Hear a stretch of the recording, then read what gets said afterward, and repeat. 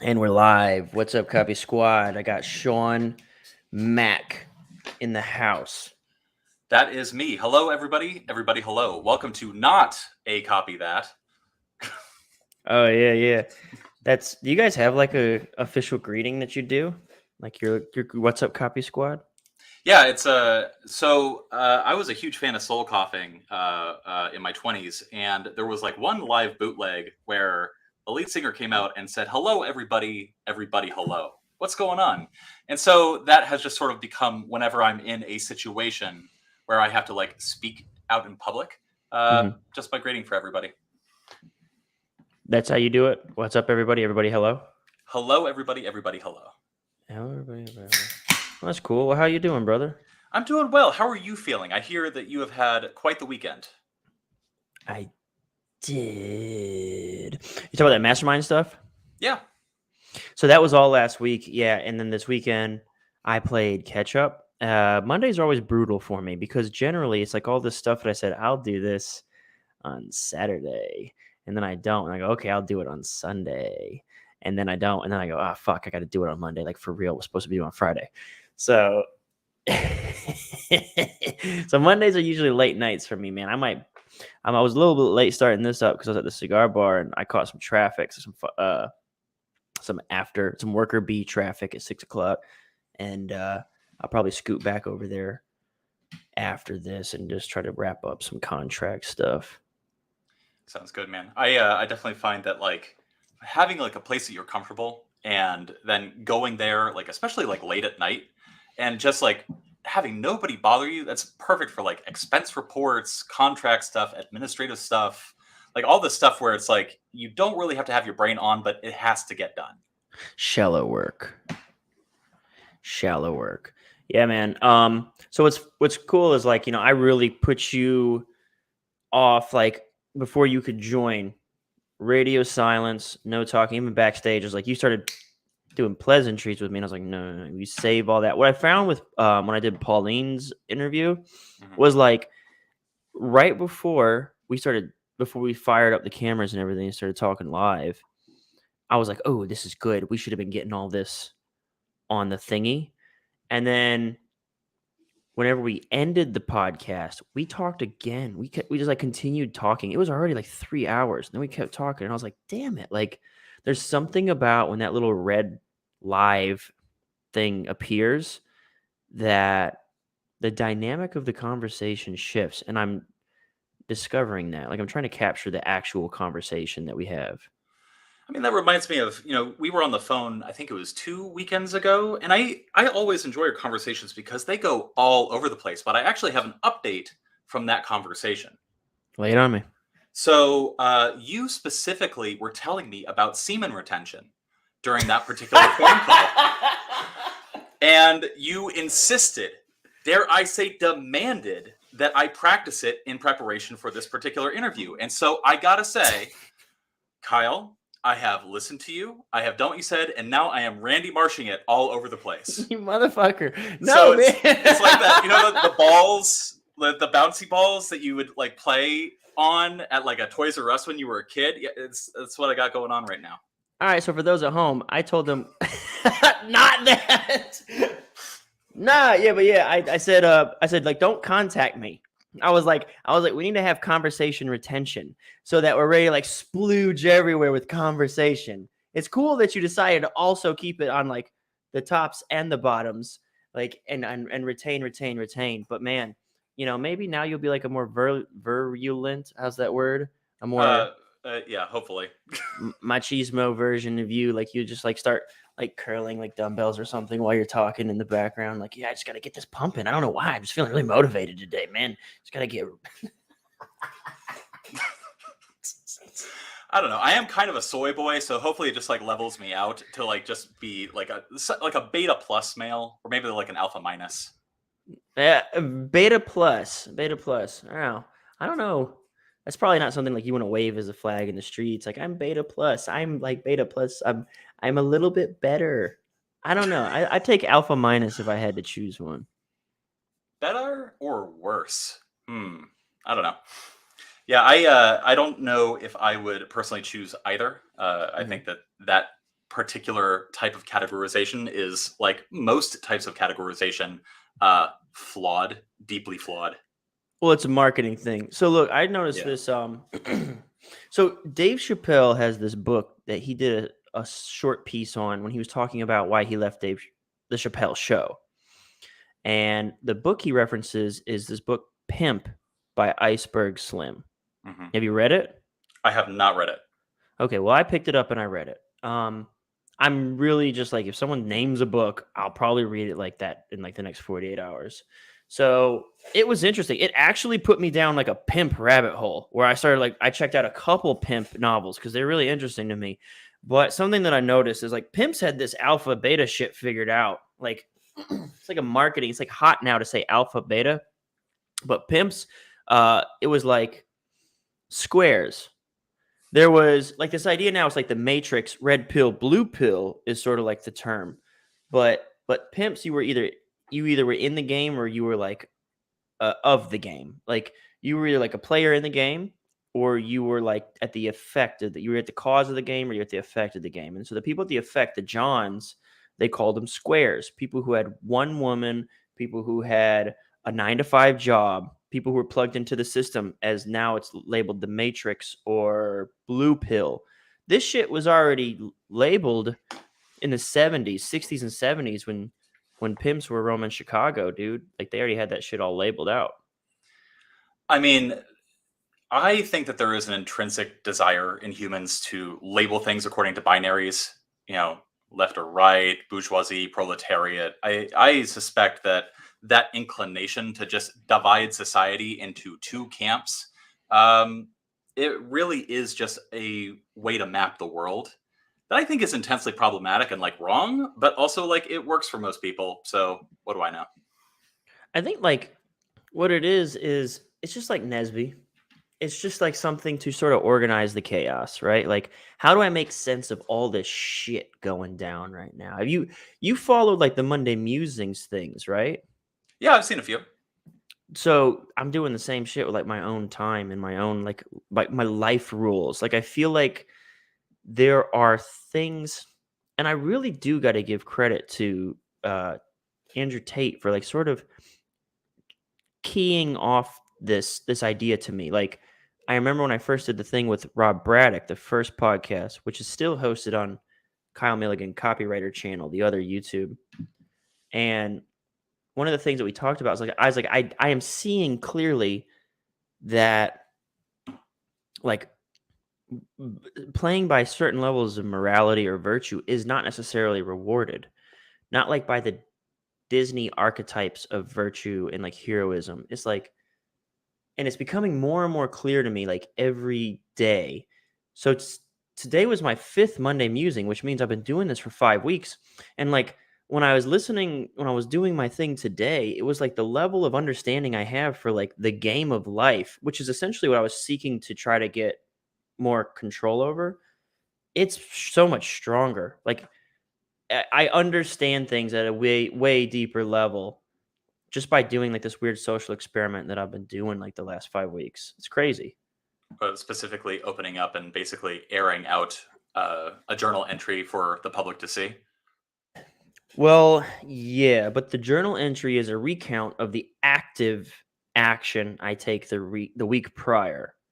So I'm not just sitting around pontificating. Like I'm reporting almost like my findings from like the previous week of like doing shit, like just doing shit. So like the one I did this morning was about when I was at Todd Brown. I did my presentation for the mastermind. I was wearing this shirt and it was unbuttoned like this, and I showed like a picture, and I remember like the fear.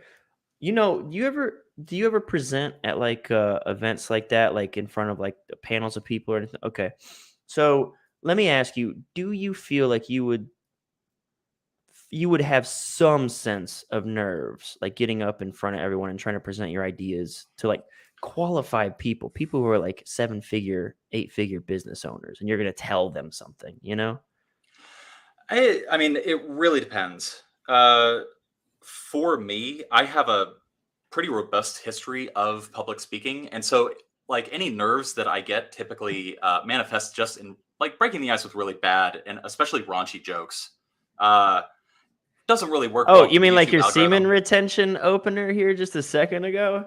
Yeah, and look at me now, just steady, like a rock, like a orthopedic surgeon. Okay. No, I definitely like feel nerves, but at the same time, like I also have a pathological inability to take anything seriously. Hmm. And so I imagine that I would be the worst person to bring on to any sort of event to talk to 7 or 8 figure uh, uh, entrepreneurs or marketers or things like that for the very simple reason that I would probably come on wearing like a pink unicorn shirt and like really, really short shorts. Okay. Well, that's one way to do it. Pure Um, pattern interrupt.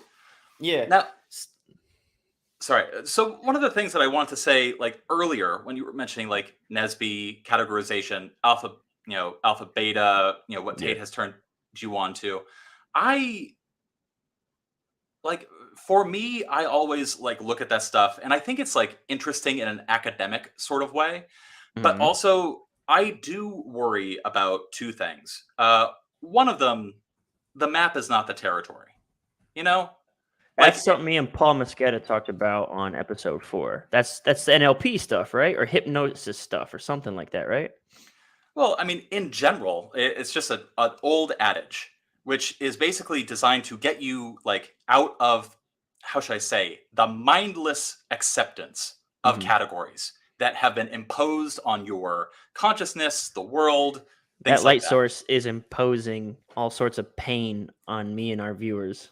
Absolutely. Is there no coverage of that thingy? You just got to do that with your head over there the whole time. Yeah, pretty much. So, legit, I had to have all this plaster redone, and then have to get the screens and everything redone.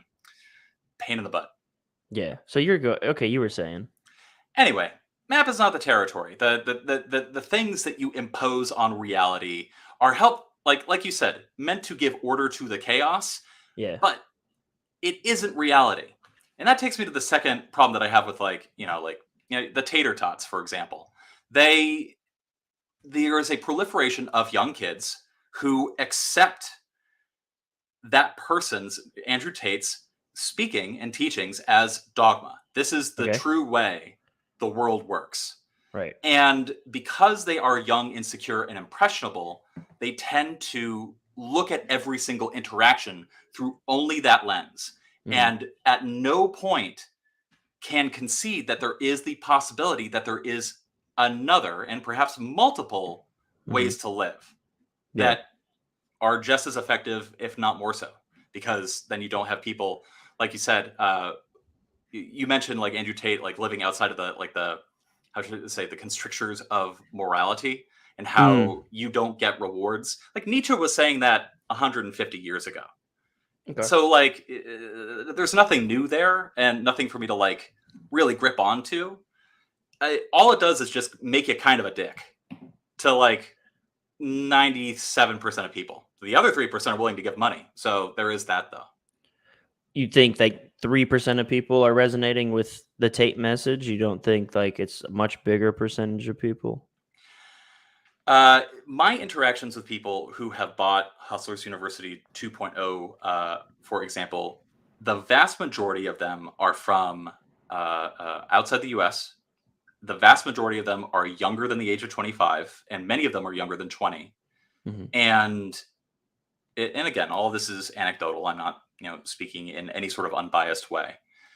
And there is a tendency among them that I've found to like almost like a young edge lord, like take his teachings and then just repeat it to people just to rile Mm. them. So, I got a message in my customer service inbox that they forward. Sometimes people write shit that just I might want to read this one verbatim because it's that good. I got a message. Sometimes they forward it to me, and they're like, "Dude, you got to read this." And they just like send it to me in Slack. I'm gonna read this customer service response that we got. Um, and it's exactly what you're saying, that they're parroting the message. So it's funny that you say that because like one of the things that I'm trying to do is sort of dissect these things that you're describing, like the things that people are taking for these weird. truths or whatever, like that they're hearing, but like, have you ever put it to the test? Like, have you ever, like, for instance, one of the weird things that happened to me that I was like, oh shit, I've never heard that before, is like as I was unpacking these sort of world nature truths, like laws of nature, laws of reality, and I started hanging out with this girl. She literally did say to me, like, I assume you're seeing other women, and I think just don't tell me. And that was like one of those things that they talk about, like in the alpha, in the red pill sphere, and all that stuff. And it was kind of like a shocking thing to hear out loud. Like, oh shit, they talk about this on the internet, you know? So like that was kind of weird, like see that validated in that way. But then I want you to I want you to hear this one. This dude wrote like we're sending marketing campaigns, right? And for people who here's how copywriting works, dude. You do lead gen, someone signs up for the freebie, you're on my list, dude, and you're now going to get the marketing campaigns. There's going to be a series of emails that are going to push a product. And if you don't understand this and you're on my copywriting list, you're failing at the game already, bro. You're already way. So this dude wrote to me, he replied to one of our marketing emails. He said, he said, bro, your ancestors were probably Vikings doing manly, fulfilling stuff. Now you're just sitting around typing on the internet 24/7 with a quarter of the testosterone levels they had. Doesn't this make you angry? I was at a fucking resort giving a presentation surrounded by 7 and 8 figure business owners. And this dude is talking to me about Vikings testosterone nut levels, right? I'm like, I'm literally sitting there like my feet kicked up, listening to this dude explain to me how he manages 6 businesses at once. And my Slack goes bing on my phone, and I open it. I'm like, oh, what's this? And I'm like, what the fuck? He's like, doesn't this make you angry? I'm like eating this chocolate covered strawberry that they had catered in this fucking golf resort. Talking about, I'm just sitting around typing on the internet 24. This is like, I do get emails like this kind of often, but this was one, I think because it was so specific about my Viking ancestors that I was like, do you even know what you're saying? Like, what the fuck? Oh man, this shit kills me. That is hilarious. It does not make me angry. I think Vikings were scary as fuck, dude. And I probably wouldn't fuck with them. No, hell no, I wouldn't. But if they needed, like, you know, to grow a online email business, I could help them. I don't know. I'll take that in a different direction. No, I don't want to be a fucking Viking, fucking pissing and shitting on a fucking boat, going to Greenland, fucking eating fucking, like, the cartilage out of an antelope's kneecap just to survive a brutal friggin' winter away from, like, anything that loves me or anything that I can have sex with. Like, good God. Like, and all you have is just, like, other men who are, like, scurvy-ridden, disease-ridden, malnourished, like, generally upset, and none of them have an Xbox. Miserable. Just instant miserable. Dude, okay. So, yeah, I thought I loved that email. Like, I loved it so much that I told people about it, and then I brought it up here. I love that email. My Viking ancestors probably were doing fulfilling manly shit. But like I love the presumption in the line, you're just sitting around typing on the internet. Like that's what I'm doing. Like I'm not making any money. I'm not furthering my life. I have no testosterone because I must not be hitting the gym either. Anyway, like don't you have to have like some degree of testosterone to start balding at like 16 and have this fucking fur rug on your chest? Like, isn't that part of the deal? Like, don't I get some sort of trade-off for that shit? I don't know, I just love the assumptiveness that what I wanted to be doing in that moment instead of sitting at a golf resort was like the shit that you described. Like, no, dude, like I worked my ass off to be sitting here reading this message. That doesn't make any sense to me. No, we all immediately need to log off YouTube, walk out into the woods and have a brutal, miserable, short, disease-ridden life full of just eating like the bone marrow out of an antelope's ribcage. That's it. That is the only way to be a man. I do. Well, we definitely got far away from the thing that I was trying to go with. This was the Can we fear answer a of quick question in the chat? which one is it? This one right here. Yeah, so Momina asks, can non-native English speakers get good at copywriting in the English language? And funny you should ask, the both of us have worked with a really, really good senior copywriter who wrote English copy as a second language. And so, yeah, that's Evaldo. So I mean, but we could, yeah, that's easy. We can name drop really quick. But my first copy chief was Evaldo, and yeah, he's done over 100 million in copy, in like sales letter sales and stuff. So that question is very quickly answered. I will say, you do have to, like, Evaldo is a machine. He's not like a normal human. There's something that doesn't turn off in his brain. So you can't just like, he's an exception, not the rule.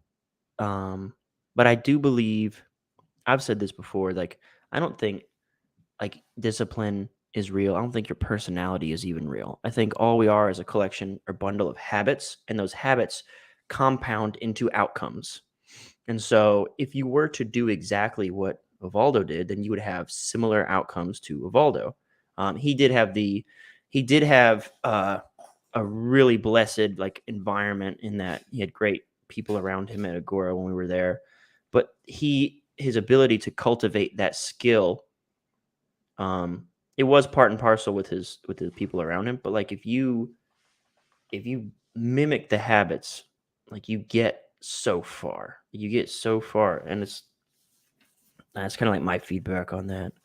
I'm from Pakistan. Tate is super popular, almost exclusively in young boys. I feel like girls don't really resonate with his message. Rex, ayo, what up, Rex? What up? Was what I was trying to get at. I forget how we got here, but the fear of presentations. I wanted to tell you about this. I forget the fear of presentations. We're gonna let it go. Well, we'll come back to it, but let's right. pursue this thread until we've explored all possible branches off of this thread. Okay, well, let me do the thing where I bookmark and I write it down. Fair enough. Right. While you're doing that, I do agree to some extent that the habits, the mechanization of one's life can have, I think, a significant contribution to one's success. Absolutely.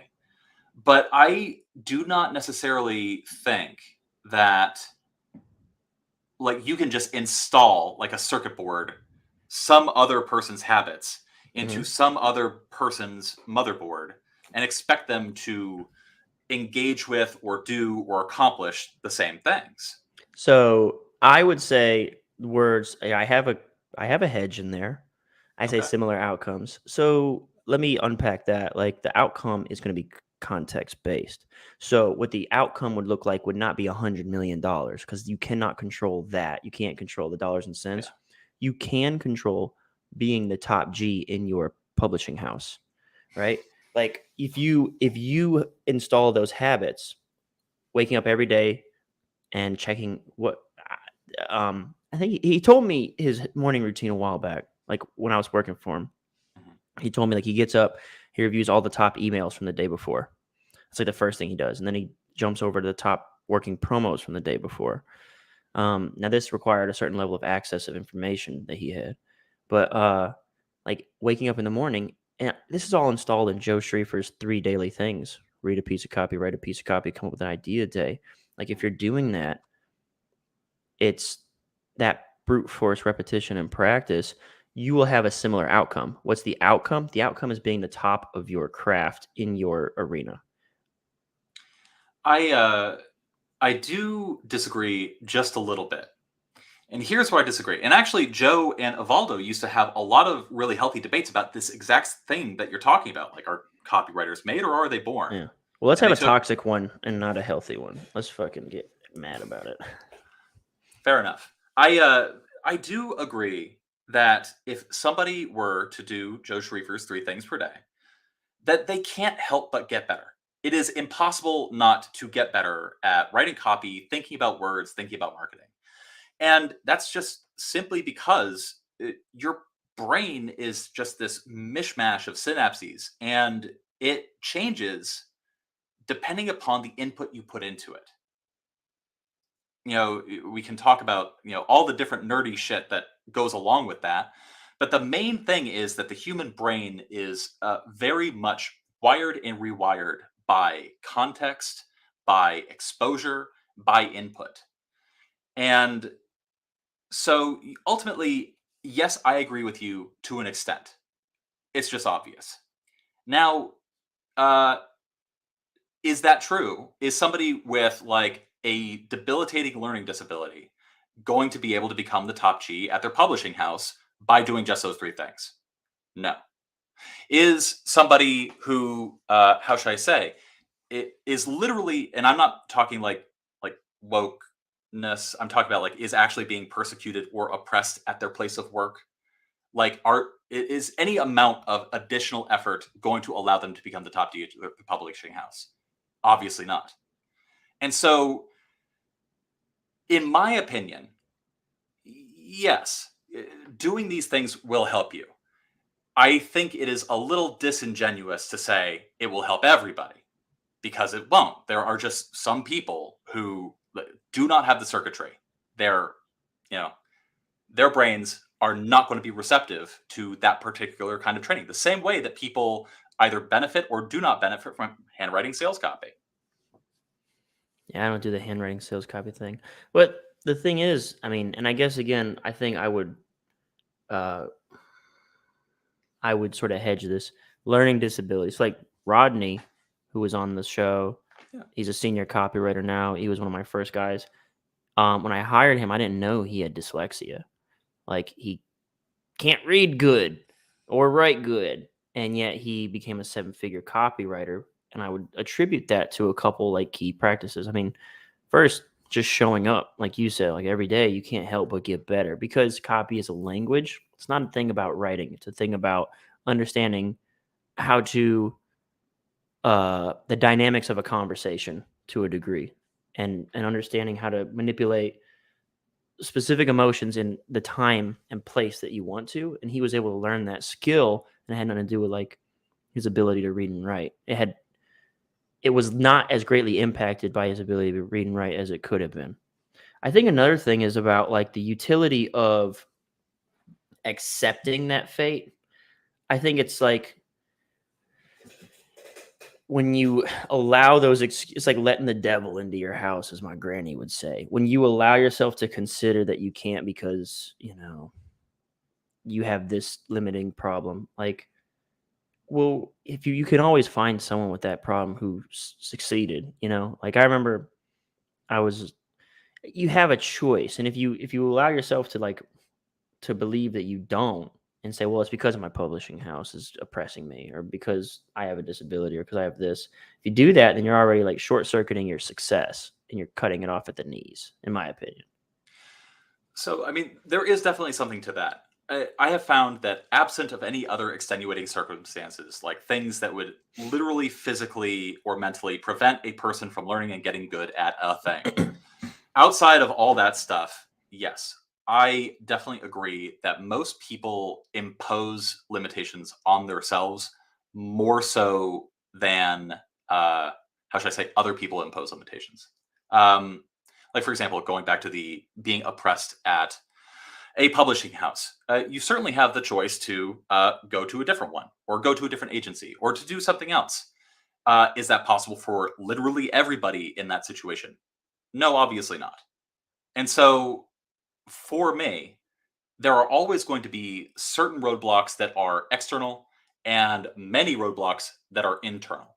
And a lot of our success is really largely determined by a combination, like a complex, not always the same on the crossfader kind of interaction between those two kinds of factors.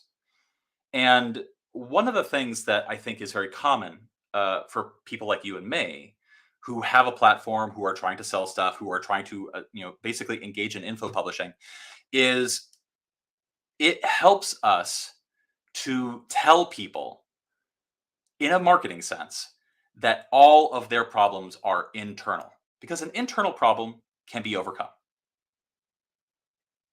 Yeah, it's better for business if people believe that.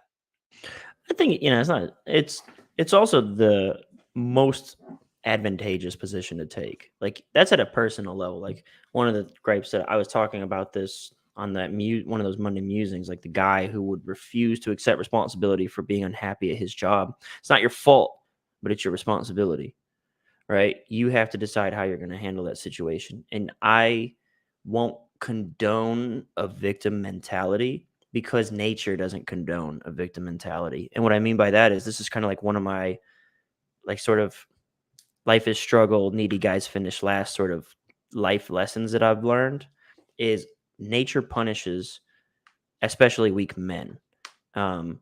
Nature punishes them. To folks with a lot is given. To folks with little, everything's taken. And so if you allow yourself to start or exist in that weird paradigm where you're without choice, then your choices will be taken. Like that's just it. And not only that, like no one will pity you. Like people will resent you. Like it's crazy. Like another example of this is like the incel debate. So I'm really paying attention to this stuff. It's important. Like another thing we talk about Tate, like you can't just say like, oh, naive boys follow it. Like there is I didn't say that. well, I'm not saying it can't be like a lot of people want to say stuff like that. It seems like they like dismiss it. Like the rise to popularity has to have some level of like credibility. It's so massive. But like I want to go back to like this incel thing. Jordan Peterson did like this interview with Piers Morgan at the end. He like cries because Piers is talking about incels and calls them despicable. And Jordan like basically you like see him like just be like, well, fuck, and like has like a breakdown of sorts. And it's like these are like the people who are having the roughest go of it. And what does society do? Calls them despicable. They like have the least options. Like they're having the hardest time. And they get no pity. As a matter of fact, it's like the new insult is like, the terrible slurs that have been used for marginalized communities forever. Now this is the new one. And it's like it's weird. Like the weaker your position, the more people want to stomp on you. That's just I don't know. I just like weird little tangent that like I think it's it doesn't valuable serve one. you to embrace victimhood. It doesn't serve you to embrace excuses. It doesn't. It like it puts you in a losing situation. So I'm not saying embrace victimhood. I'm not saying embrace limitations. I'm saying they exist objectively. Like there are some people born without arms, legs, eyes, tongues. All right. They are not going to be a good copywriter. I'm sorry. If they're missing all of the above, it might be really rough. So, okay, that's one counterexample that completely undermines the sort of like universality of what you're saying. All right. So, once you have these exceptions to the rule, well, I mean, obviously we need to sort of modify the rule. And now pay attention to the nuance of like what I'm saying to you, which is like I agree with 95% of what you're saying. Mm-hmm. I'm just saying that there are some things that are completely outside of our control. Now, speaking on that note, Jordan Peterson actually talks about that. And one of the things, I'm not a huge Jordan Peterson fan, but one of the things that he talks about that I actually found really resonant and good was he was talking about people on the extreme far low end of IQ. Mm-hmm. People who actually do not have the cognitive capacity to function in society. Mm. And one of the things that he was talking about with regards to these people was society does not, it's not equipped to help these people. Mm-hmm. Everything, this whole artifice of talking about becoming a top G, becoming an alpha, literally like producing in society, literally like showing your worth, providing value, things like that. The whole artifice of civilization is not set up to give those types of people an opportunity, to give them any sense of fulfillment or even the ability to find fulfillment.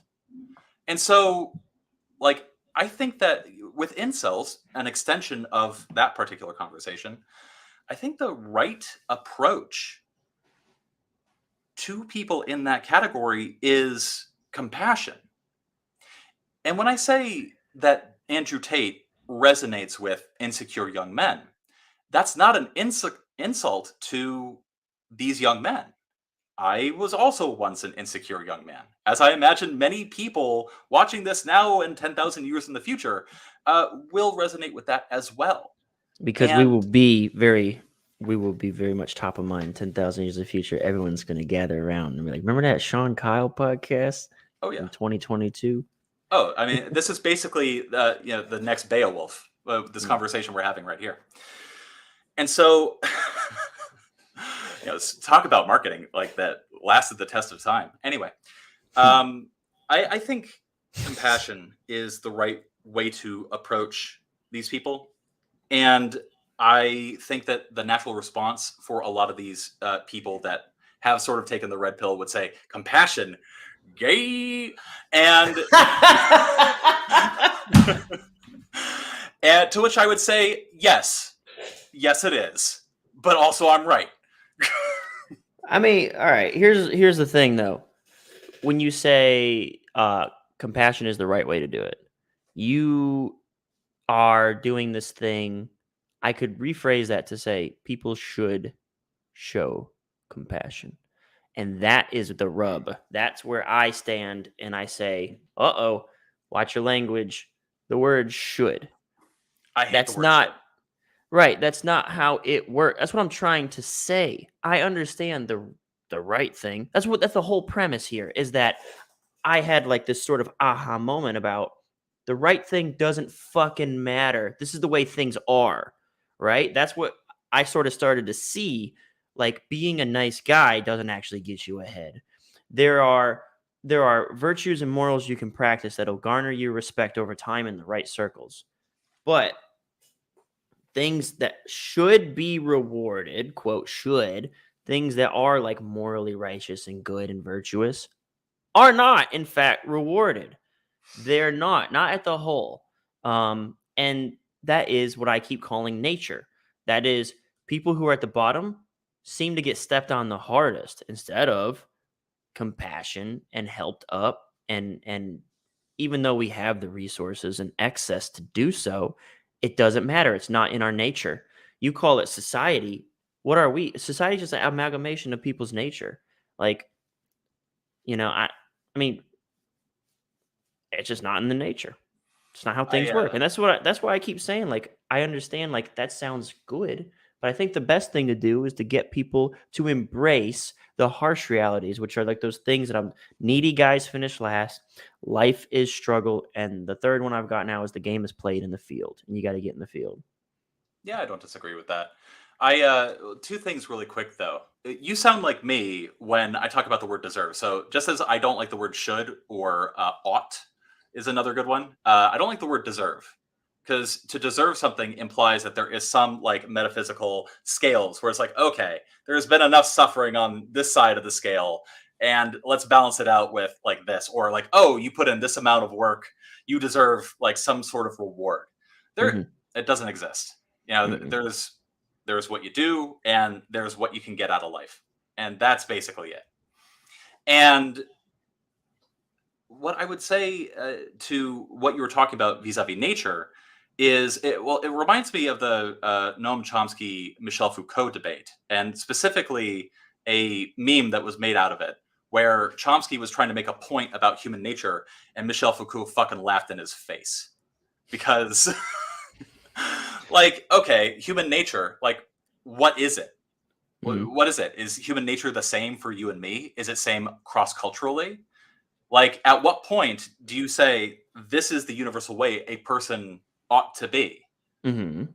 So when I say human nature, I look at like the sort of pattern of history at the macro est level. Like, do like look at things like untouchables, incels. You can even go back to like uh colonization, imperialism, like that's human nature. Like there are at an individual level, the more micro you go, the more you hear these messages of compassion and blah blah. It's like the whole thing. Like a person is sane and intelligent. People are dangerous mob. That's what I mean when I say like human nature. Like when you get too many of us together, all of these very nice things kind of go out the window now. And it goes back to like classic, like survival of the fittest, kind of like primal. And if you operate at that level, it's sort of like the lizard brain. That's what I'm talking about. If you get all the way down to that, that's the thing that's common denominator across the board is the lizard brain. Yeah, that's called triune brain theory. If anybody gives a shit. So Nerd. Yeah, pretty Fucking much. nerd. Fucking nerd. Always a problem of mine. Yeah, I don't know, man. Like, because in order to make that claim, like the sort of like Thomas Hobbes, life is a natural state of life is that it's nasty, short, brutish, and I don't know if I necessarily agree. I think that life has edges. Like it is rough out there, and people. It is incumbent upon people to actually like do things that prepare them for that, and Mm-hmm. to expose themselves and other people to stuff so that they are prepared for that. Mm-hmm. But again, this kind of goes back to what we were saying 30 minutes ago about living like a Viking. Uh, the brutality of life then is nothing like the brutality of life now. Right. And so I don't know if I would agree that compassion is never the answer, because like compassion can take a lot of forms, but compassion has basically helped a lot of people out of poverty. Compassion has helped a lot of people like who felt solely alone and helpless and Mm-hmm. adrift, and find their way and find a better way to live. And I think you are one of those people that have reached out to people and probably touched a lot of lives with your platform. Yeah. You have probably have a lot of people who bought your products, who watched your stuff and made something better of themselves. And really they just needed to hear it from the right person at the right time. I would call that compassion. I would say so. I have to like the underlying assumption you said compassion is never the answer. I'm not saying it's never the answer. I'm saying that human nature doesn't necessarily like follow in suit with what should or is the best. I think I was saying this at an individual level. Yeah, you can be compassionate, and I try to be. Even like again, so I don't jump on the bandwagon that hates on the incels. Like I look at that and I think that's awful. That seems like a very lonely and miserable existence that they didn't ask for and they feel like they are at victim of. And so my argument is simply that when you embrace like so for instance, life is struggle. It goes in step with like my memento mori, remember you must die sort of philosophy. Yeah. When you embrace these harsh things, all of a sudden you have better outcomes. Where if you understand life is struggle, you say you wake up every day. And I always reference Jerry Seinfeld. He has this cool. I don't know if he says it in that documentary Comedian, but I watched a lot of his like him going on podcasts and radio shows because I love studying. I love studying like the masters. And he said like you have to decide what's the pain that you want to deal with every day because you're gonna have to deal with pain. That's just like part of like you could call it pay your taxes. You could call it there's a bunch of different like philosophies and wordings for it. But I think it doesn't serve you to allow the devil into your house. And what is the devil? I would call it like just overall bitchassery, victimhood, weakness. I think it doesn't serve you to embrace that. And instead to embrace like this is how things are and I need to overcome. And whenever you start doing that, you're at least moving in the right direction. And so the compassionate thing that I can think to do is spread that message because again, like I'm 5 weeks into this, like, okay, let's try to see the world for as it is and not what I think it should be and not by playing any rules or playing by any normal rules and just like doing stupid shit. So and unbuttoning the third button instead of just 1 or 2, the way that pushes people's buttons. There you go. The way this affects how people react to you is insane to me. You go one more button, the reaction that you get from society, and it sort of like reveals to you the truth of these things about how intensely everyone wants you to conform, and when you do not, it makes them uncomfortable. But here's if you can push through to the other side of that, if you can say, I don't I don't care. They will respect you. And that is something insanely powerful. Like people, like what is all this self like?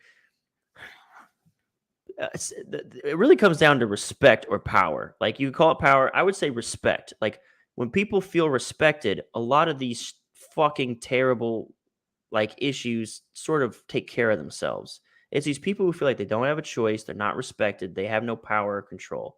If you can figure out a way to get respect, that's like the first step in the right direction. And so I think one of the ways that I've seen is like to embrace life as it is, drop the shoulds, drop the what everyone should do and what you deserve and all that bullshit. And I guess that's like that's like I feel like the most compassionate thing I can do is spread that message and try to make people more aware of it. So, really quick, I thought it was very interesting about how you did call incels a victim, and then you said that they need to battle against, their bitch assery by not becoming a victim. And so, like, we could like delve into that little twist of language, but like, I think that takes away from your ultimate point, which is that That's just tough love. That's just tough love. It doesn't mean like it's like when someone writes shitty copy, I don't say like you're a failure. I say you wrote shitty copy. You oh need yeah, to pick it up. it's not an attack on them; it's an attack on the thing that they made, and it's their job to either fix it or fuck off. I firmly believe that. And I mean, we can talk about that with every facet of life.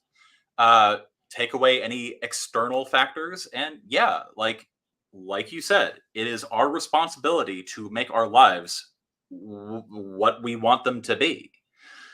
So ultimately, yeah, no, I agree. I think that that's good. I think that people would also be better suited if they were more compassionate towards themselves, because I think that the people that fall into these sort of victimhood mentalities are also dealing with a lot of self hate. And I think that a little compassion towards the self could go a long way. And that could come in the form of and manifest as what you're saying, not being such a bitch ass.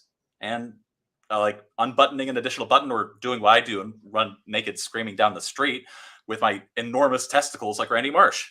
Always a good choice. I think though Exactly. the idea of so I've got a bit of a experience with this whole like self-compassion thing. I've always been a little bit, I don't know, maybe charismatic's the word, a little bit almost like egoic, like, but I actually this whole self-compassion thing um is a new thing for me. And what I've found is like, and it might just be my experience or like how I interact with it, but like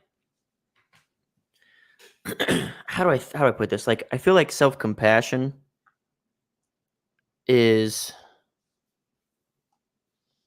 I think self-compassion, okay, I think it's like a misleading sort of term, like the weight and the word compassion carries a certain weight.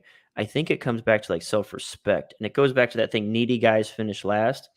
And self-compassion, I think, stems from self-respect first, and that is saying like I'm not a genius at explaining this shit. I'm literally going through like this sort of like transformation myself where I'm like I'm putting myself out there.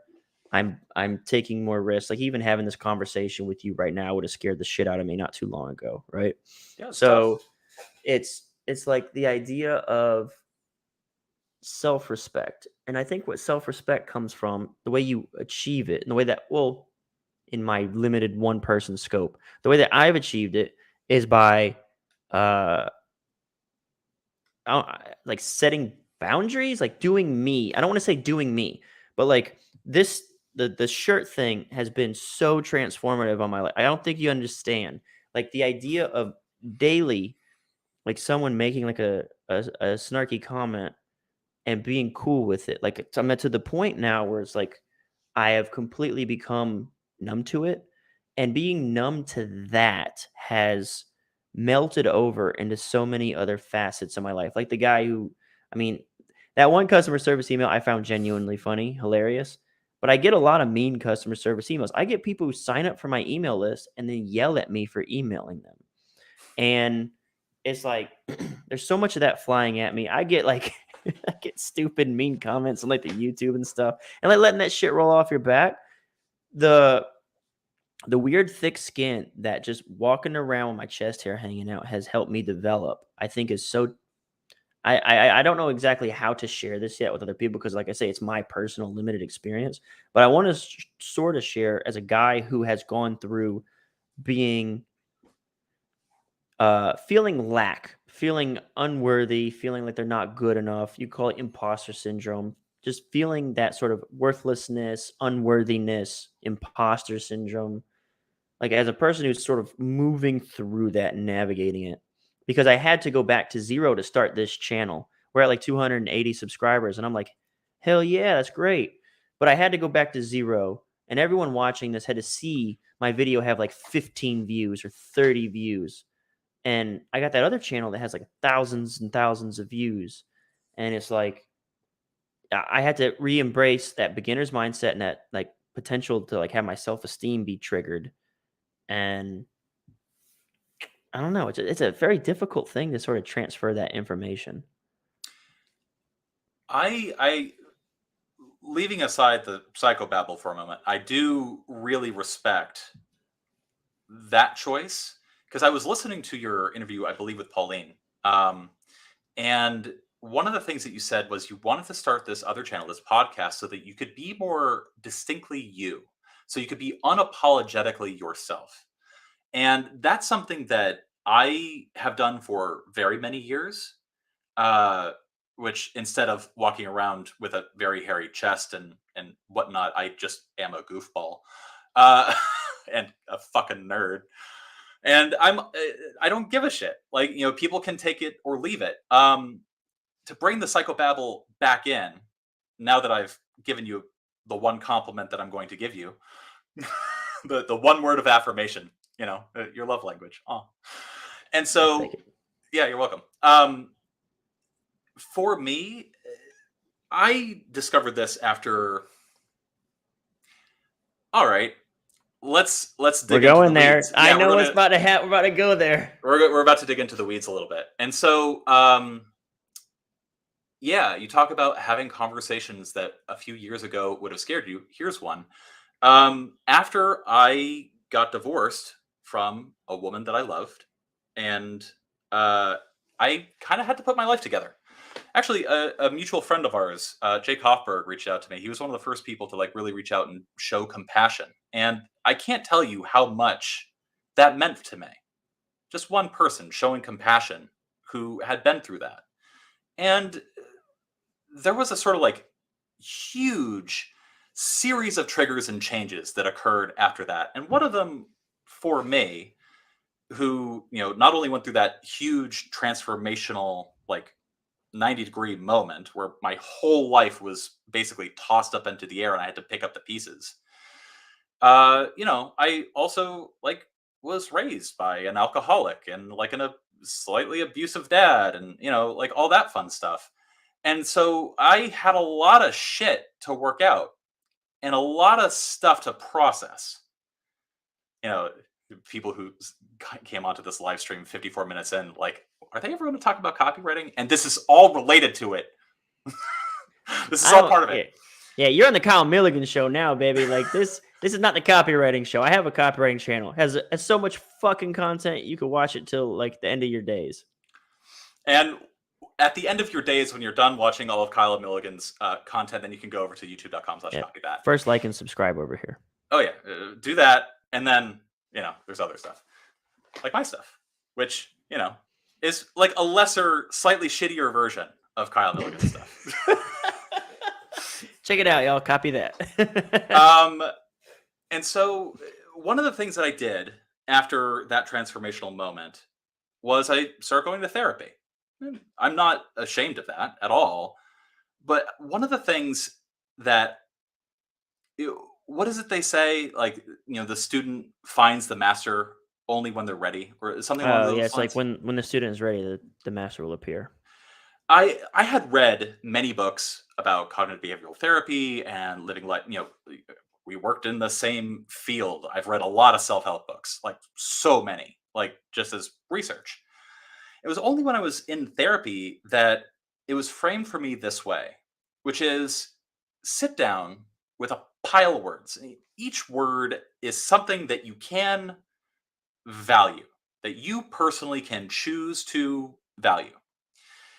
And in the privacy of your own home, you have to pick 12 to 20 values, things that you value, a whole mess of the words that like you like but aren't going to like get you out of bed in the morning, and then a whole bunch of stuff that you don't value. Very carrots and sticksy.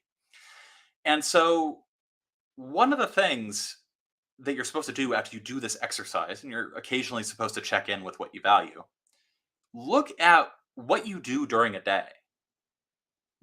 Did you do and act in a way that is in accordance with what you value? And for me, the most compassionate thing somebody can do to themselves is to just be fucking real. And like, if you're not living in accordance with your own values, then you don't really deserve self respect. Then again, nobody deserves anything because there is no cosmic scale. And so for me, like, just having that moment, that self-reflective, am I living in accordance with my values? And looking at my actions and asking myself, do these actions comport with those values? Uh, and that's life changing. That opens up a whole lot of shit. Just as what you've been describing with, like, once you stop being a bitch ass and actually start taking responsibility for yourself and acting a way that's uniquely and like decidedly you, uh it's very valuable. And kind of like the copywriting practice thing, it's hard not to lead a better life when you start doing stuff that way. I saw a lot of stuff about that. I've read a bunch of those kinds of books too. Like I actually did sort of like actively pursue like Google searching, like what is self-love? What the fuck is that? And a lot of it was like it's like Mark Manson talks about this a lot, and he mentions it in Subtle Art of Not Giving a Fuck. Is that in order to not give a fuck, all you got to do is live in accordance with your values. Set your values, and then just if you just live in accordance with those, then you don't give a fuck because you nailed your values. And so everything else just doesn't matter. I I saw that. I did a little exercise like listing my values and stuff like that, which I feel like is something similar to what you did. I've done some stuff in that realm, and I don't know, like maybe one of my values is courage. I don't know. But like I feel like it wasn't until I started like maybe one of my values is like, yeah, overcoming obstacles or something to that extent. But like it wasn't until I started doing these things and really standing my ground where and I love it. I think what also this is one of my gripes with self-improvement that I have not figured out how to communicate. The world of self-improvement is all about self-compassion, working on yourself.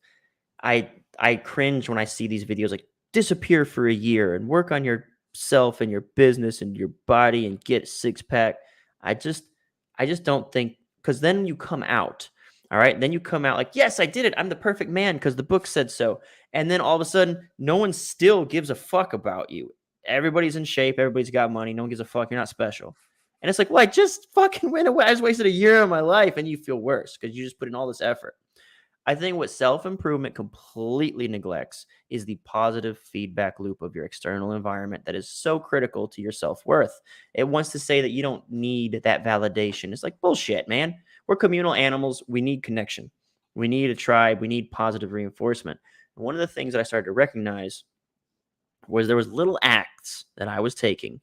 I did a bunch of little things all at the beginning. Like, for instance, I stopped listening to audiobooks at the gym, and I'm just going to say hi to people. I tried to start conversations. I couldn't do it. Too much baggage. The word conversation was too loaded. Instead, I said, just wave. Try to wave at someone, Kyle.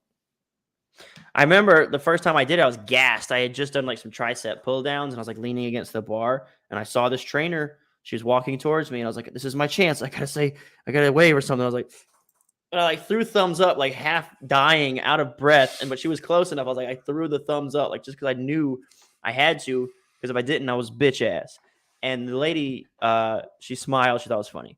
And then all of a sudden, like we've been like cordially friendly with like little greetings and waves. And I was like, hey, that's what I'm talking about, positive reinforcement. Then I felt like, okay, when I engage with people, they react warmly. This is that credit card sort of upward spiral where if you get in this thing of like you're reading all this self-improvement shit, and it's like, well, how can I get this positive experience if I don't have confidence? So I can't get the confidence required to have these positive experiences, and like nothing ever gets moving. So that cycle of positive reinforcement to build confidence, reference experiences to make you feel good about yourself, completely thrown out the window and instead replaced by like this weird self-love talk. And it's like, nah, dude, even you don't believe that shit because you go out there and no one engages with you. No one smiles when you're around. No one's happy to see you. And eventually over time, you're like, well, fuck, what good is the $1 million? Fuck, what good is the 6-pack abs? Nobody gives a fuck if I walk into this door or not. And so my brand of self-improvement, which I feel like is more based on reality and nature, is like, dude, we're communal species. Like we're animals that need community. We need engagement with other people. And we need that positive reinforcement from just folks around us to validate our existence. Like even at the most basic level of a smile, like just some sort of some warmth. And it goes so fucking far. So like it was these little things that I did like this to be like, hey, I'm not listening to my audiobooks today. I thought I'd say hi. And like in the most friendly sort of way possible. Got those reference experiences, and I started stepping it up. And then I started saying, okay, fuck it. I'm gonna bring more attention to myself. And then the funny thing is, the more you ramp up the attention, the more scrutiny and criticism you're inviting. And that's where this idea of vulnerability comes into play. People say be vulnerable. And just like the word compassion, I think vulnerability is taken the wrong way, where you turn into like a soy boy, a beta boy who's like, my emotions, my sadness. Like me. All that, like, wait, you're not actually like that. And then like, instead of like vulnerability being like that, vulnerability is being cocky is almost one of the most vulnerable things you can do, because being cocky is shining a spotlight upon yourself and inviting criticism. That's vulnerability. Now the next step, the next challenge to moving up the ranks of the social and like nature hierarchy, which is what we were talking about at the beginning, like this obsession with becoming top G. That's nature, baby. I'm sorry. That's just how it fucking is. There's a hierarchy. Get the fuck over it. If you're not going to participate, you're going to have a bad time. You can try to at least ascend to some degree every day, 1% better. So the next thing was like, I'm drawing all this attention. I'm drawing all this criticism. Now the next thing is to withstand it and take it. And I found that if I just do that, like all of a sudden, it isn't just like someone smiling and waving back. It's someone literally pulling me aside and said, I respect you for that. And that was like an eye-opening light bulb moment for me about how the world operates. Like you need to take this sort of brutality, this sort of criticism, and withstand it.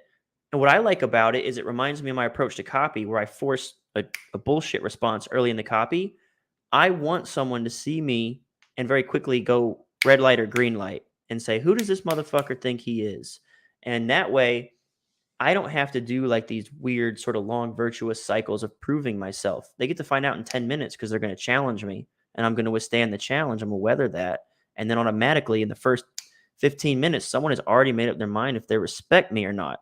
That's the kind of message that I want to spread about the way I believe that the world actually operates and the rules of nature and moving up that hierarchy. It doesn't have to be complicated. It can be very simple and straightforward in that way. It's invite criticism, which is what vulnerability is.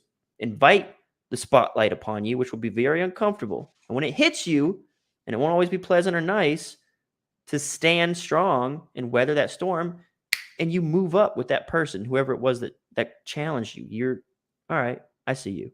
You know. Yeah.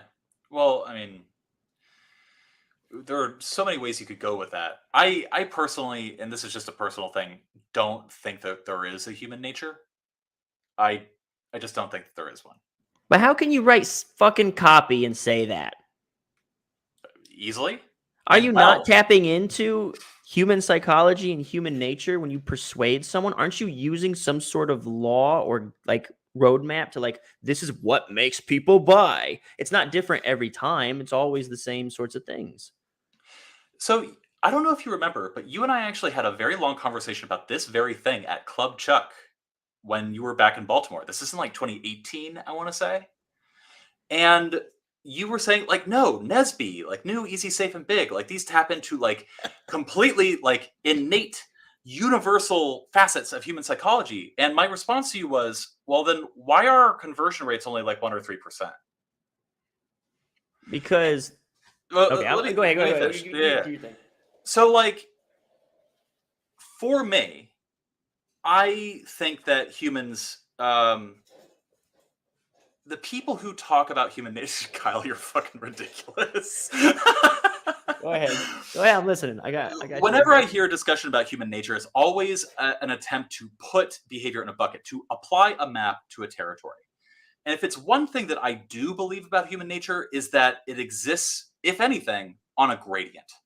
And the gradient is always undergoing some form of change. A person who resonates with a sales message and is persuaded by one approach one day is not going to be in the same mental place 2 weeks from now. And so, how can you say that we are tapping into universal principles when we can't even be universally applicable to the same person at two different times? Okay, so my rebuttal. Ding. That's me holding up my little card. I'm gonna rebut. Okay. So I see what you're saying. You're talking about context, like the context of like where they are. So it doesn't, in my view, and I feel like this is where we're gonna reach our impasse. In my view, it doesn't change the fact that Nesby are value drivers. And I like that term because that's Alex Hormozy wrote $100 million offers. I need to start writing down. How do make you sure I like got that book, by the way? Oh, it's fine. Um, I'm actually a big Alex Hormozy fan. I've only recently discovered his stuff, and I was thinking about picking up his book. oh yeah, definitely pick it up. I mean, it's stuff that you kind of already know. Like, there's no way you don't. Look at your fucking bookshelf. You're gonna know all this stuff. It's always like the same stuff, but with different labels. It makes you think about it differently. And he basically has a section about value drivers. They are Nesby. It's something that's easy, saves time, it's predictable and safe, and it can deliver a substantial result. And that's like, oh my God, it's fucking Nesby. We all eventually reach the same conclusions about what people value. All you're saying is like, are they hot? Are they open to this conversation now? And when they are, how do you stoke that fire? Hit those universal principles. If they are open to that if I don't need a fucking above ground pool, no amount of Nesby is going to get me hot for an above ground pool pitch.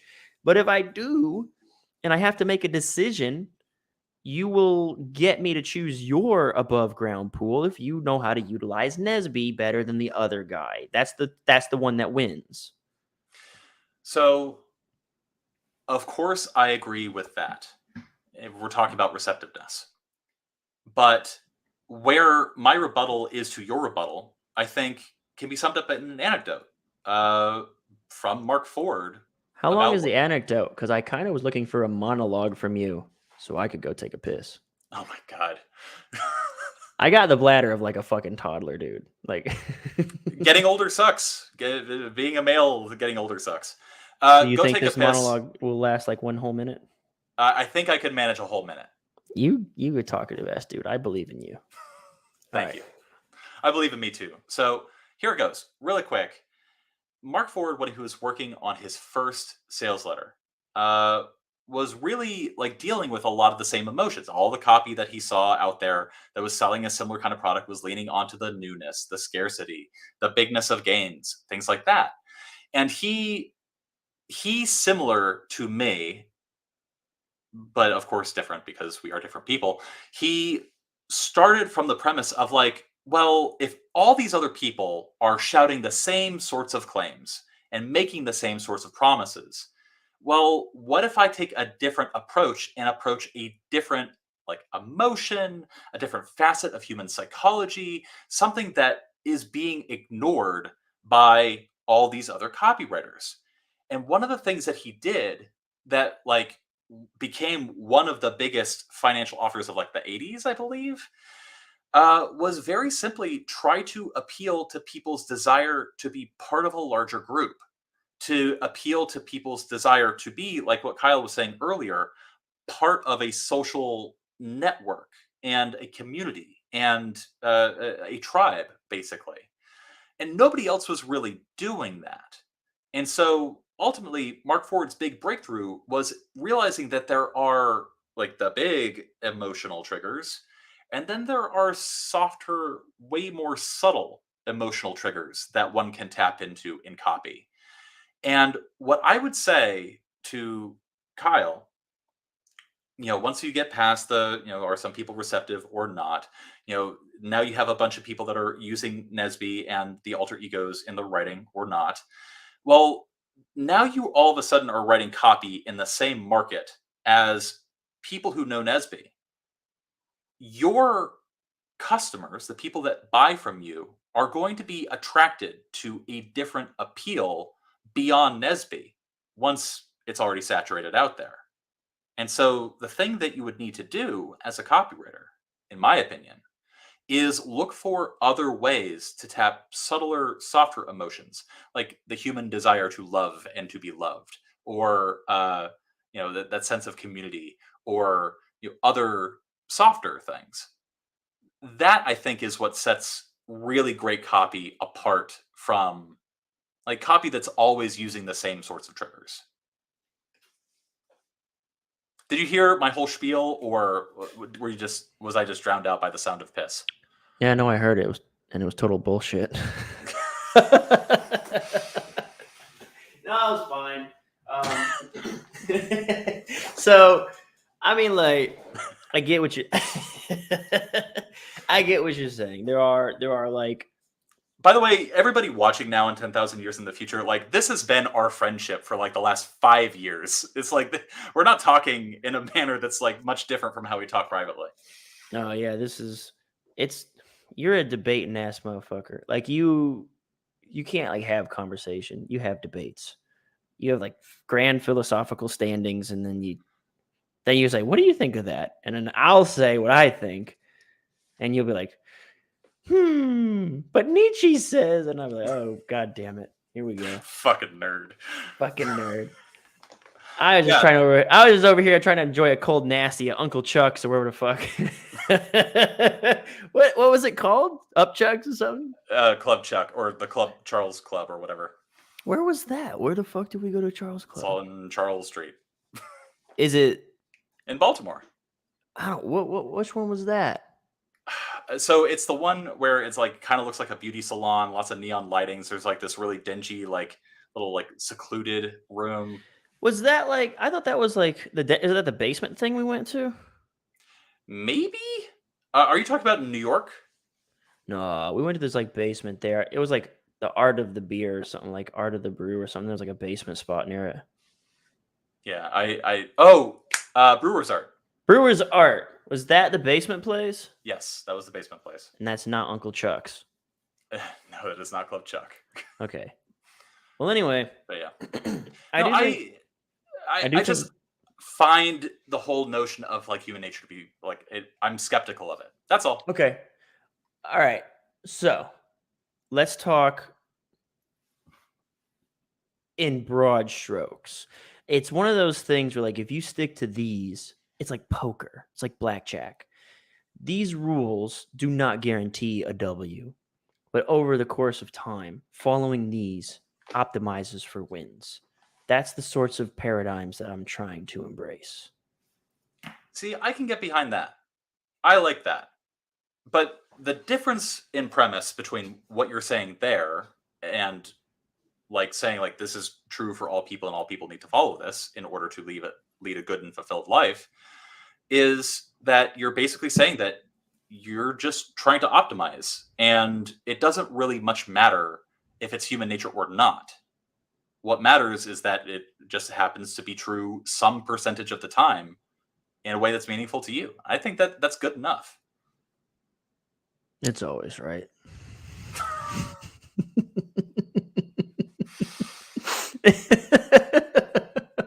All right. Anyway, did this all start from that one thread that you said we're going to follow this thread all the way to the end or some shit like that? I think so. And now I think we can finally go back to what we started talking about an hour ago, which was presenting in front of large groups. Oh, yeah. We kind of almost covered like pieces of what I wanted to say of that into, because the point that I was trying to reach, that I was like, if I could just make this point, I could cut this thread.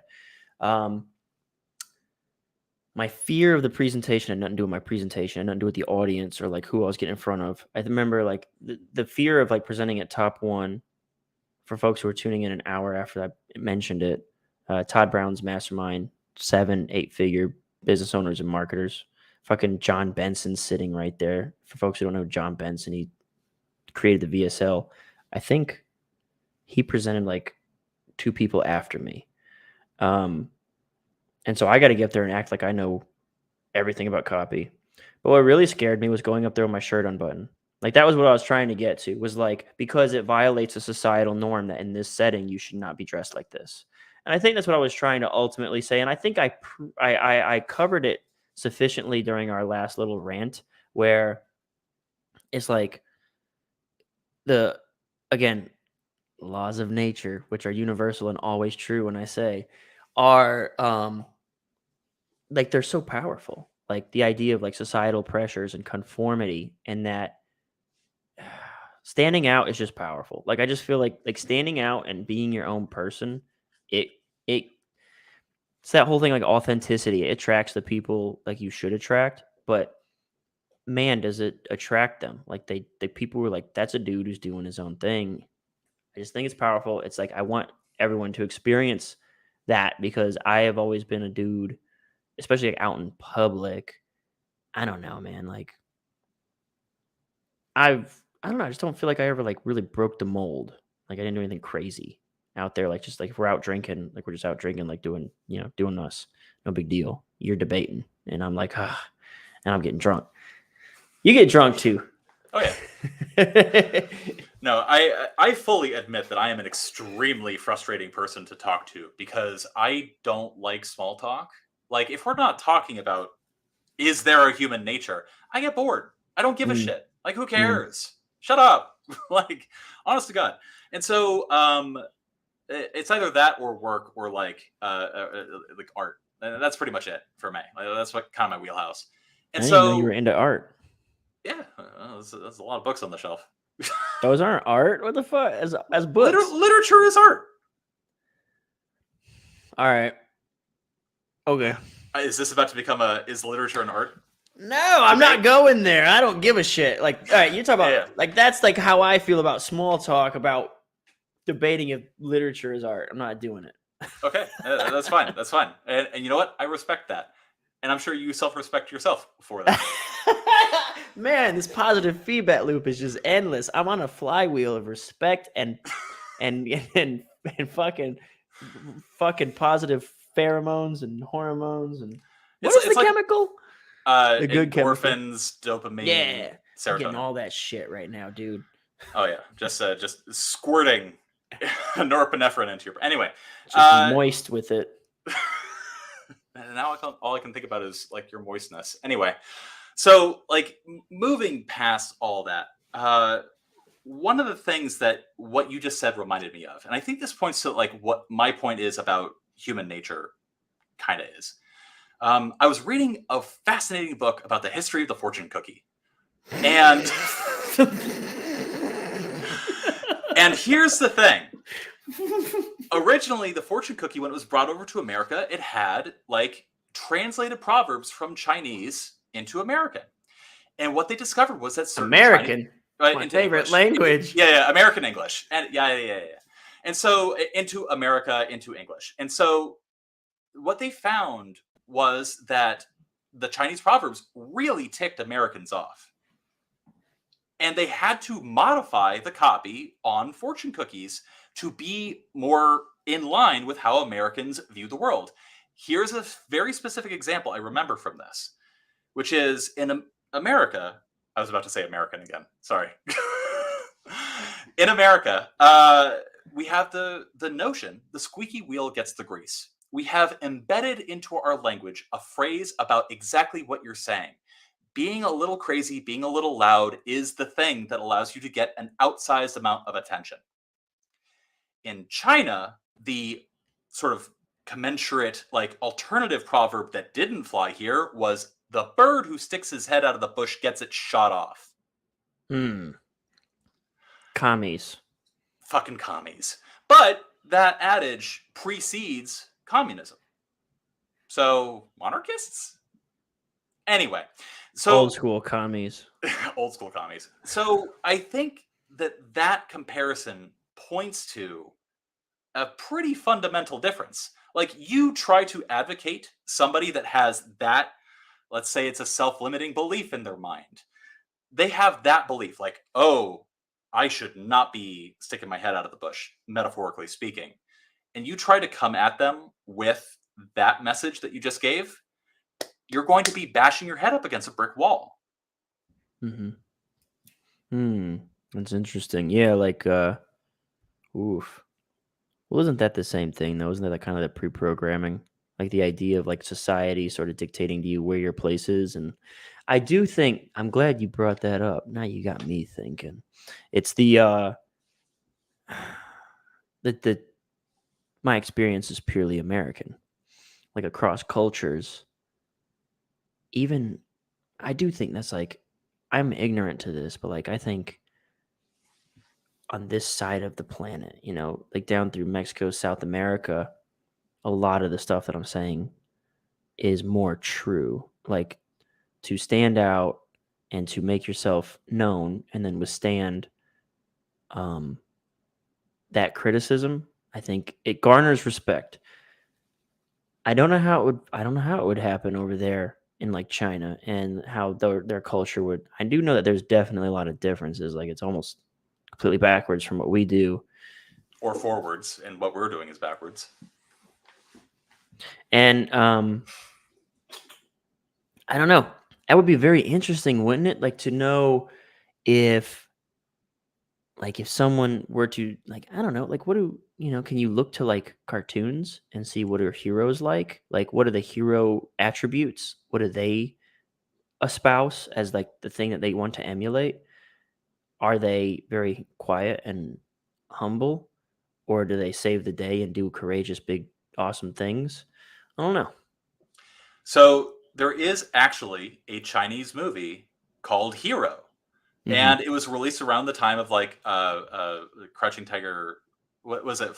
Flying Dragon? Hidden. Crouching Tiger, Hidden Dragon. That one. That era of like Kung Fu movies. And this movie came out of China.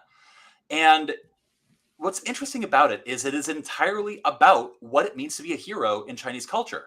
And guess what the moral of the movie is? The most heroic thing you could do is to die for the greater good of the emperor. Mm-hmm. And so imagine trying to sell that message to rugged individualists in America. It's just not going to happen. And I don't necessarily think that like one way is right or wrong. I know I have a personal preference, but that preference is grounded in personal bias. I have never known any other upbringing outside of America. And so, of course, the things that I like and the things that I espouse are going to be in line with that, again, squeaky wheel gets the grease kind of mentality. I agree with you on 95% of stuff because you're not entirely wrong about everything. Stupid fuck. I'm just saying that there's always a reason to have some niggling amount of doubt. And you can have a fully confident, fully fleshed out, fully fulfilled life, even if you admit that there are some things in life that contradict the very things that you're saying.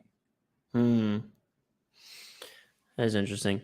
Maybe, yeah, maybe every time I give any sort of rant or spiel, I should always say "When in America" at the end, like just disclaimer, like we do in financial, where it's like, oh, by the way, don't invest any more than you're willing to lose. All investment carries risk.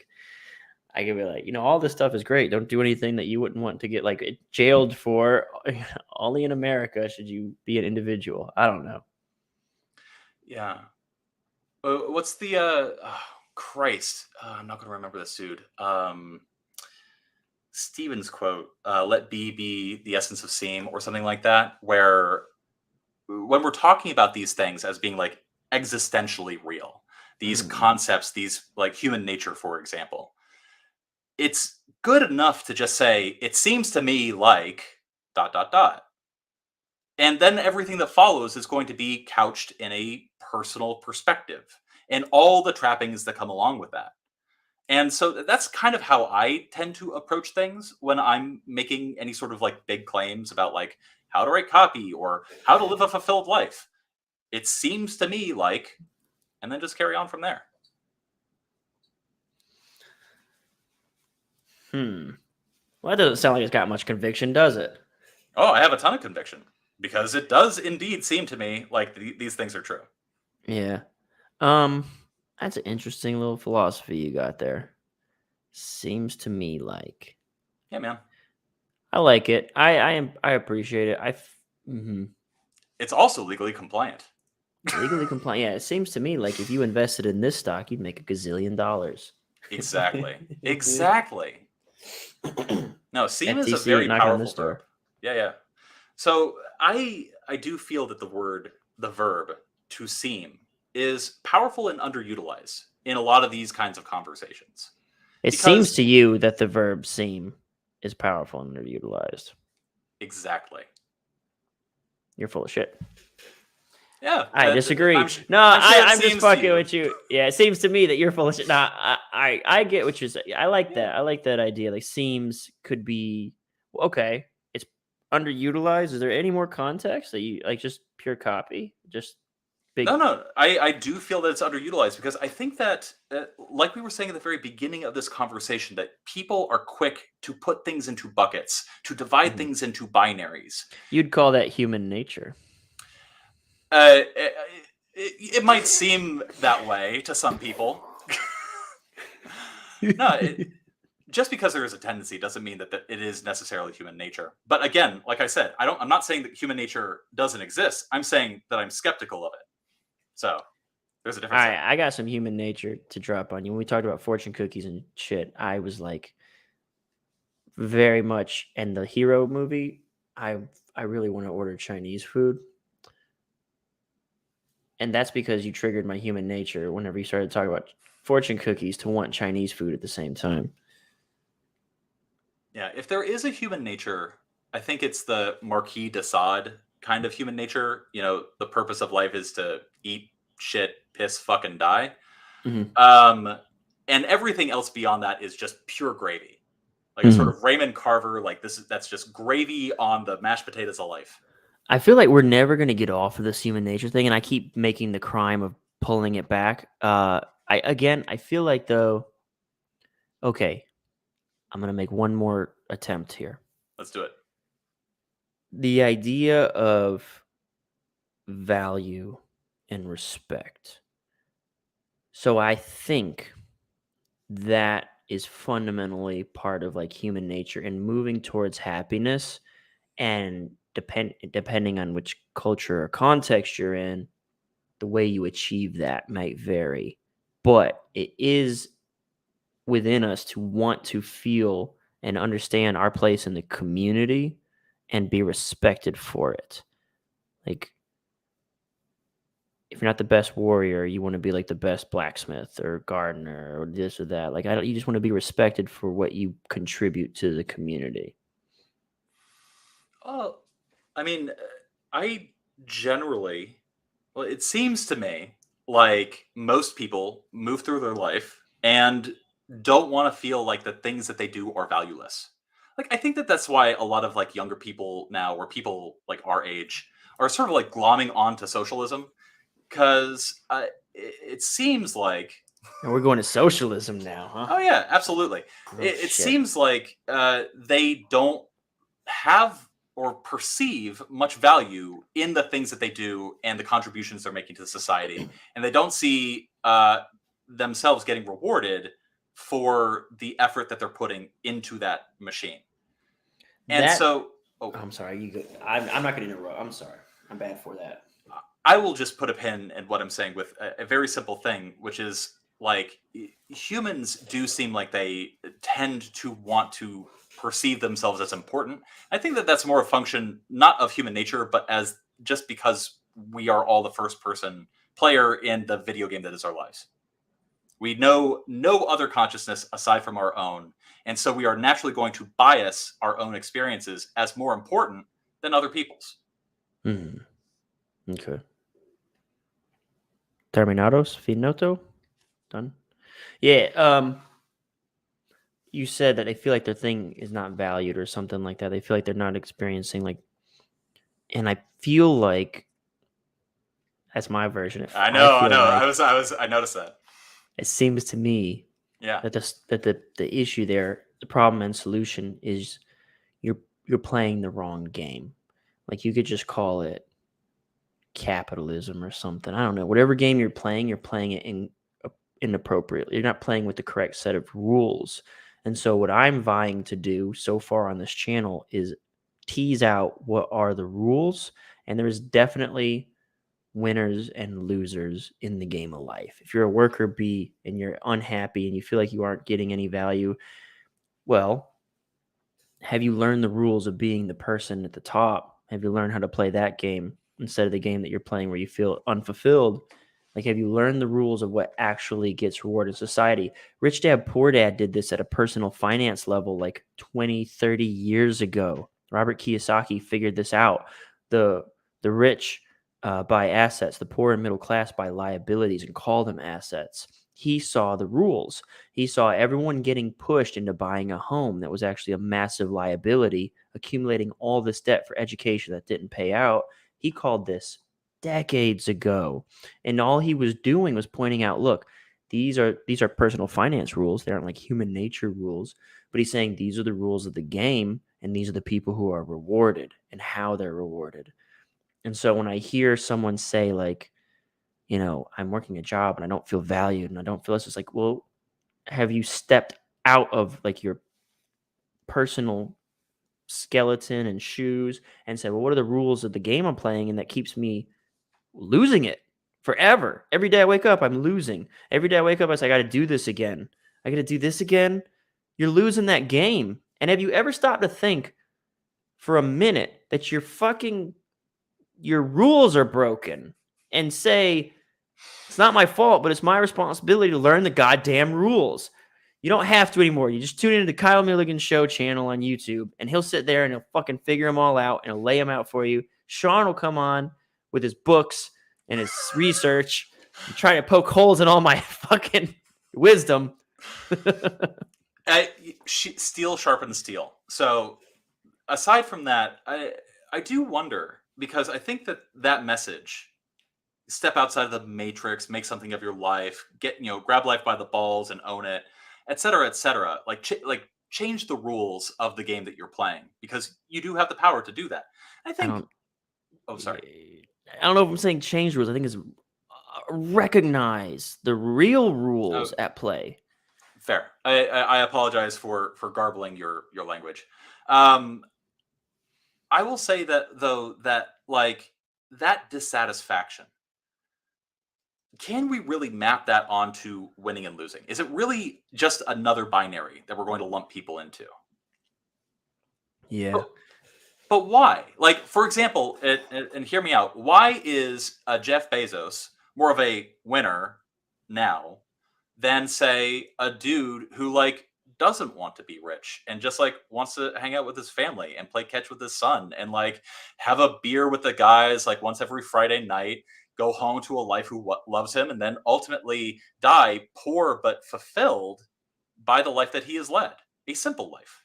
every every those are different games, right? Like those are different games with different fields. Soccer doesn't have the same rules as basketball or football, for, for our international. Sorry, I was confused until you clarified it that way for me. Thank you. I appreciate it. Good God. So what I was subtle. So what I'm saying is, if your game that you're trying to win is be a great husband, like you're probably playing that wrong too. And the reason I feel like, I mean, you probably are. There's probably a lot of holes in your game, and if it's like to be a business owner, you're probably, because most people are in fact winging it. Like, so for instance, when you start a business and you realize like, oh shit, that which gets measured improves. Like you learn these little things about, those are the rules of the game. You learn those, but most people just start a business. I love making pies. I'm going to open a pie bakery. Like, Yeah. all right. And they don't know the rules of the game and they fail at that game. Yeah. I think the game that I'm sort of playing now is a sort of social clout and networking game. My time at Top One this week was far more productive than the last 3. How many visits have I had now? Is that my fourth one? It's every quarter. I think it's my fourth one. I did more in advancing the relationships that I had. Of course, it's a function of time and frequency, but I sat with a woman and we were talking. She told me when she first saw me in February, she saw me and thought to talk to me, but didn't want to. Why didn't she want to? She told me because she thought that she could just like feel on me as a person, that my walls were so thick and so high, is what she said, that she thought that I was like not approachable, not reachable. That's the game. I was playing the game like a dickhead. I didn't know how the rules worked. I didn't know how to be vulnerable, to accept criticism with laughter and let it roll off my back in such a way that people are like, I like this guy. That's the game. That's the game I'm playing now, and I want to win. I want to succeed at that. And so I'm trying to help other people do that too. And maybe I should clearly define the field that I'm operating in. But it does, I think I'm playing in like a how to win friends and influence people game. I see that. I see that now. And I was confusing what you were saying before about like there is a singular game of life, and there are the winners and losers, and we can somehow define what winning looks like and what losing looks like when people just simply are not trying to accomplish the same things. I think the one thing though, if I were to call it like the game of life, status is so overlooked, even like minimized in the self-improvement world, where like, okay, we're self-improvement junkies. Yes, we want to do better just so that we can do better in our maybe just our craft of like, we want to improve our copy, want to improve, but like improving, like raising levels, networking and status is a big needle mover. And like, how do you do that? Well, there's a lot of fucking unwritten rules that and when you violate them, people in the know say this is not one of ours. This person is not one of us. This person doesn't know how to hang. Like, the whole idea of like if I can spot a rookie copywriter in like 10 seconds, right? Like, you're not one of us. I know. And it's the same thing with like just like networkers and people who have a good social, like a robust social life. Like, you can tell very quickly for people who are really bad at that game. Like, you can it reeks of them, Yeah. And I think it's a big marker for winning in life, is being sociable. There's a lot of different books that talk about this. Like, I just read Mystery Method like 2 or 3 weeks ago. Did you ever read Mystery Method? No. You read the game though, right? I have skimmed through the game, yeah. Okay. So Braddock told me to read Mystery Method. I read it, but one of like the value triggers in male to female dynamics, according to Mystery, is leader of men. And so it's like, I believe that's a natural value trigger for humans in general. Like just seeing that you're a charismatic, fun person that everybody likes automatically elevates your status.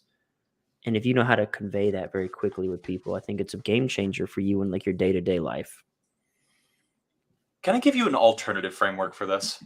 I suppose you will. I'm going to regardless, but this is your podcast. You can always kick me off. And so I definitely agree with what you're saying. There is another framework for understanding this that I appreciate and that I use, which is having different kinds of capital. And so one person can have a lot of social capital, for example. A person can be wealthy in actual financial capital, emotional capital, confidence capital, attractiveness capital. One of the things that I have found over the course of my career is that the most valuable asset that I have cultivated has been my network. That includes you. And so, but what was it that allowed me to cultivate that network, to not be a chump, to not be a schmuck, to actually be somebody that other people not only enjoy being around, but also are interested in that mutual uplift that occurs with a good network? For me, what I found was having a lot of cultural capital, having read a lot of books, seen a lot of movies, thought about a lot of stuff fairly critically, being able to talk to people about the things that interest them. And that's just, again, basic Dale Carnegie shit. So you're saying the framework for sort of evaluating this win-lose thing is acquiring capital, like building a bank of capital. And what I like about framing it that way is it isn't a binary. It's not two buckets. It's gradations. Again, like a crossfader or an EQ board. Like you can have and work on your capital in one area, but like it's also asymptotic. Like you'll never have the most cultural capital in the world. There's no way to quantify that, but you can have more. Mm-hmm. And so that's something that people can consciously choose to work on, to build. And guess what? The more capital you have, the more you're able to achieve, the more you're able to leverage your capital to get the things that you want in life. Right, and I would call those W's. I'll give you one that I think you might be more comfortable with is the Matthew McConaughey Green Lights philosophy. Did you read that book? I have not. Do you read books? The fuck is on that shelf back there? It's all just for show, like for sure. Jesus, you just over there reading Nietzsche. Did you read have you read The Prince by Machiavelli? Yeah, a long time ago. Did you like it? Yeah. Did you read 48 Laws of Power? I have not. Did you start it? No. Really? Yeah. What's wrong with you? Unapologetically. No, for real. And here, the people on Spotify are not going to be able to see this. But yeah, they will. I can download MP4s onto Spotify, just like Joe Rogan. Hey, so like if you look at my collection of books here and the collection of books here, like one commonality you'll see that I've been really drilling into, I'm going to say for the last 5-ish years, has really just been economics, econometrics, financial modeling, like just everything related to like stocks, equities, bonds, the way currencies are manipulated by governments. I'm trying to read as much of that as humanly possible. And that has taken a lot of my time away from, keeping up to date with like what I should be reading in terms of self-help. It's also taken me away from fiction, other stuff. Okay.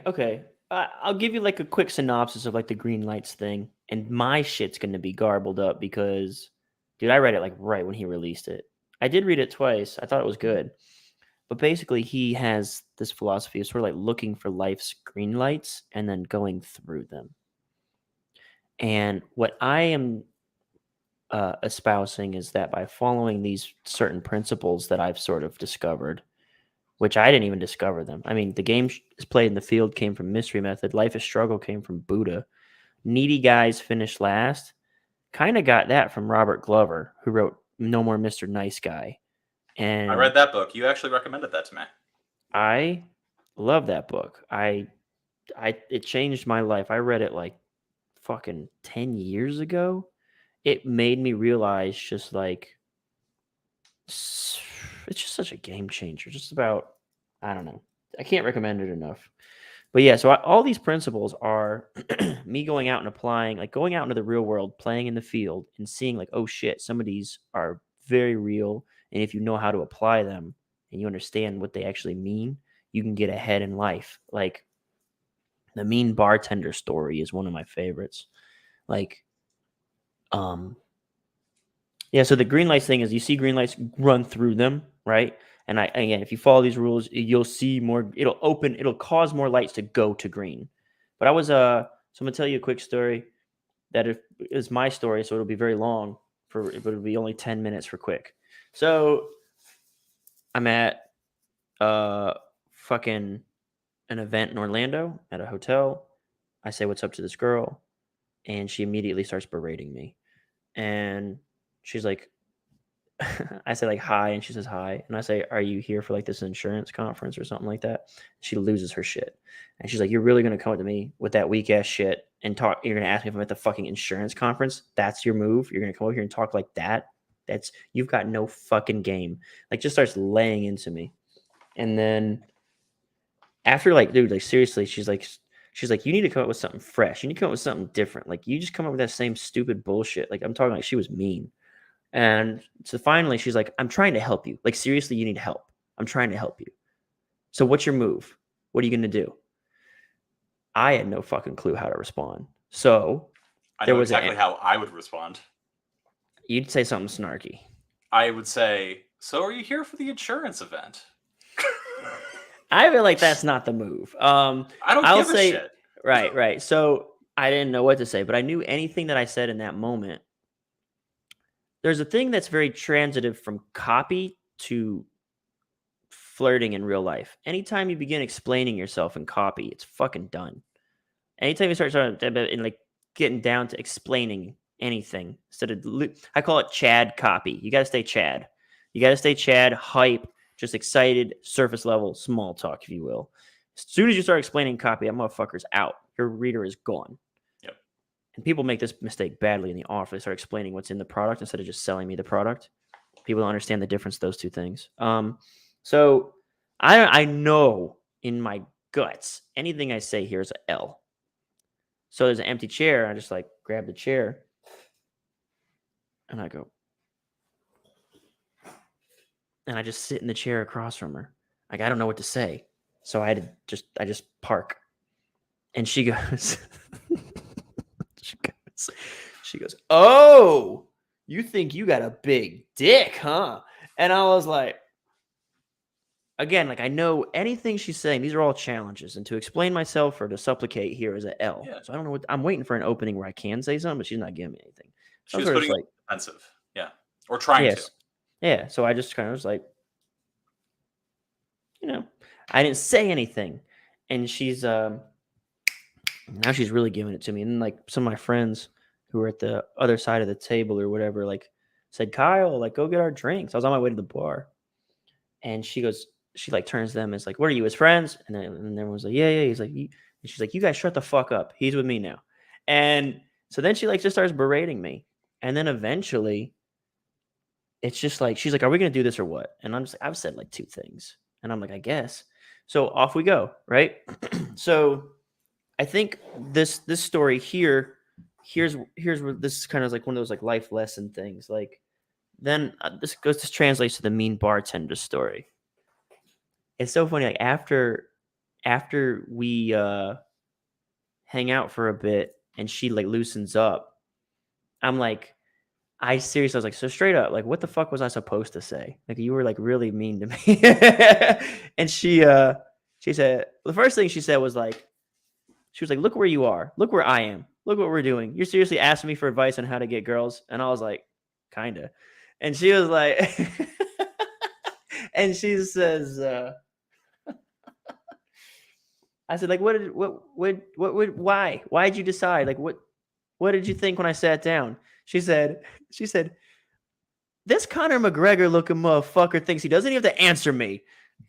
It was that, who does this motherfucker think he is moment. There always is one of those, who does this motherfucker think he is moments in every one of these stories. So anyway, we go to the bar, fast forward like months later, and we're at the bar, and my dudes are trying to order drinks, and they're asking the bartender questions. She's like, here's the menu, flaps the menu down thing. Oh yeah, the girl says to me, the first girl says she was mean to me because 3 other dudes had just walked up and done the same thing before me, and she was like, "Fuck all y'all." And they were wearing like wedding rings. They were creeps. They weren't good people. So we're at the bar, and she says, "Here's the menu. Here's the drinks." Bow, slaps down the order. And one of my friends says something like, "I wish I could see what drafts or something." And then the waitress like or the bartender snaps back, "I wish you would look at the fucking menu." and the dude turns around and looks at me. And like when she said that, I was like, there was a familiarity there in that moment. And my friend turned and he said, "Oh, this girl's a bitch." And I was like, "She's not, dude. She's not. I don't think you understand." And like it was like one of those sort of like, I had like a paradigm shifting encounter from like going out, being in the field, living life and garnering experience, where I recognized you don't understand the rules, my guy. You just made a faulty assumption here. It's not correct. And so whenever I rolled up, I was going to order Corona either way. I was like, "Can I get a Corona?" And she said ID. And I was like, "Seriously?" And she was like, "ID." And so at like peril of her being a total bitch to me, because she had already been pretty mean to all of us, I like pull out the ID and I have it like right here, and I kind of do like this, and she reaches for it, and I go, and I just give her a little smirk, and this mean bitch melted, turns and just starts smiling. Like, if you do that in the wrong context or setting, someone's gonna be like, "Man, you're a fucking pain in the ass." But she was giving me such a hard time that when I gave it back, we spoke the same language, right?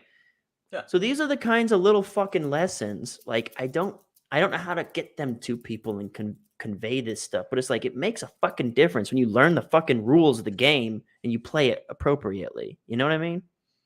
The rule being pay attention to context. I mean, like, I don't know. I don't know how to describe what I'm fucking talking about. I forget how I even got in the mean bartender story, to be honest. I forgot what we were talking about. Something about what we were talking about triggered the mean bartender story. I was like, No, we were talking about human nature again. Right, like, probably. Fuck, of course we're going to get back there. I've had a lot of interactions like that because you know me well enough to know that I have a fairly adversarial disposition, let's say. Yeah, you're just disagreeable. Yeah, that. And you have enough fucking raw material and data in your brain that you can stew up something to make a counter argument even against something that you agree with. Like, you're a pain in the ass like that. Totally. But that's because I think most people make the mistake of living life operating under faulty premises. Mhm. Like that's a big thing for me. That's a big like personal, like just as you started this channel because you want to teach people like the rules of the game, which I think is commendable. If I were to do the same thing, my angle into that would be you're operating your life under faulty, messed up premises. Isn't that what the Matrix argument is? The blue pill? Possibly. I just don't. I mean, one of the premises being that life falls into neat buckets or categories, which it doesn't. We were talking about green lights. That's what I was thinking of. Like, when you get your ass in the fucking field and you apply the principles, you see the green lights. That's what I was trying to say. Like, that green light only was a green light because of the experience that I had garnered previously, and I knew to run towards it at that moment. Yeah. That's the fucking lesson I was trying to convey. And something that drives me nuts about a lot of this self-help shit, especially on like YouTube channels, 5 traits to be more 5 tricks to be more charismatic. And they give you like some sort of like platitude, some line. None of these motherfuckers given this advice ever share a personal story about a time that they were actually fucking charismatic ever in their lives. And it's like, that shit drives me nuts too, man. I mean, God knows I can't. So. I'm sorry. I had to say it before I forgot what the fuck it was. I was like, how the fuck did I even get on that goddamn story? Green So light. what's funny is that I just know our audience well enough to know that somebody is going to take what I just said at like face value. Why is this soy boy cuck like non-charismatic motherfucker like even mentioning that? Like why would he even admit to that? Admitting that was charismatic. Making Kyle laugh, that was charismatic. So, again, you can say things and mean something completely different. That's important to know in this game of life. What was the admission? Did I fucking just black out? Yes. Oh, god damn it. Yeah. You just saw nothing but black the moment I started talking. Probably. Yeah, I have that effect on people. Yeah. Yeah. What was the admission? That I'm not a charismatic person. Which What? Yeah, obvious. And so I like that framework simply because there's an underlying premise to it that I agree with, which is that in life there are little subtle hints that everybody is giving, and everybody gives hints differently. Everybody codes the signals that they're putting out slightly differently because everybody's slightly different. And if you want something out of that interaction, you have to be perceptive of those little hints. Now, I'm going to throw you for a loop. Those little hints can act as consent. That if you want to like go in that direction, we can talk about how these moments are like gaining consent for something. And I think that that's pretty important. Well, Mystery calls that compliance tests. I don't know. I think you're probably thinking of like a different thing, but compliance tests are far more like on the nose. Do you want to expand upon your thing there? Do you want to go down that road? Is that something you want to talk about? Sure. I mean, you're talking about green lights and you're talking about compliance in terms of your interactions with another person. I personally believe that in any interaction with another person, there are always going to be subtle hints that you have consent to go forward with a particular line of conversation or a particular type of interaction. And the big difficulty of life, especially in the social realm, is figuring out what counts as consent and what isn't. And that's where a lot of trouble comes into play between like not only making friends, but also in the social sexual dating scene as well. And I don't know what you mean when you say social. You dirty dog. Yeah, sorry. Again, I'm not wearing pants right now, and so I can't help it. Feeling extra social. Took off my pants. Oh, always. Before I even came in the room. In more ways than one. Oh, no, wait. Sorry. I'm retaining. All right, go ahead. Yeah, all I'm saying is that the difficulty that I think a lot of, especially young men, have, and this, I think, is a function of a lack of experience and a lack of just seeing commonalities between what the signs are. People don't know how to read consent that is given subtly.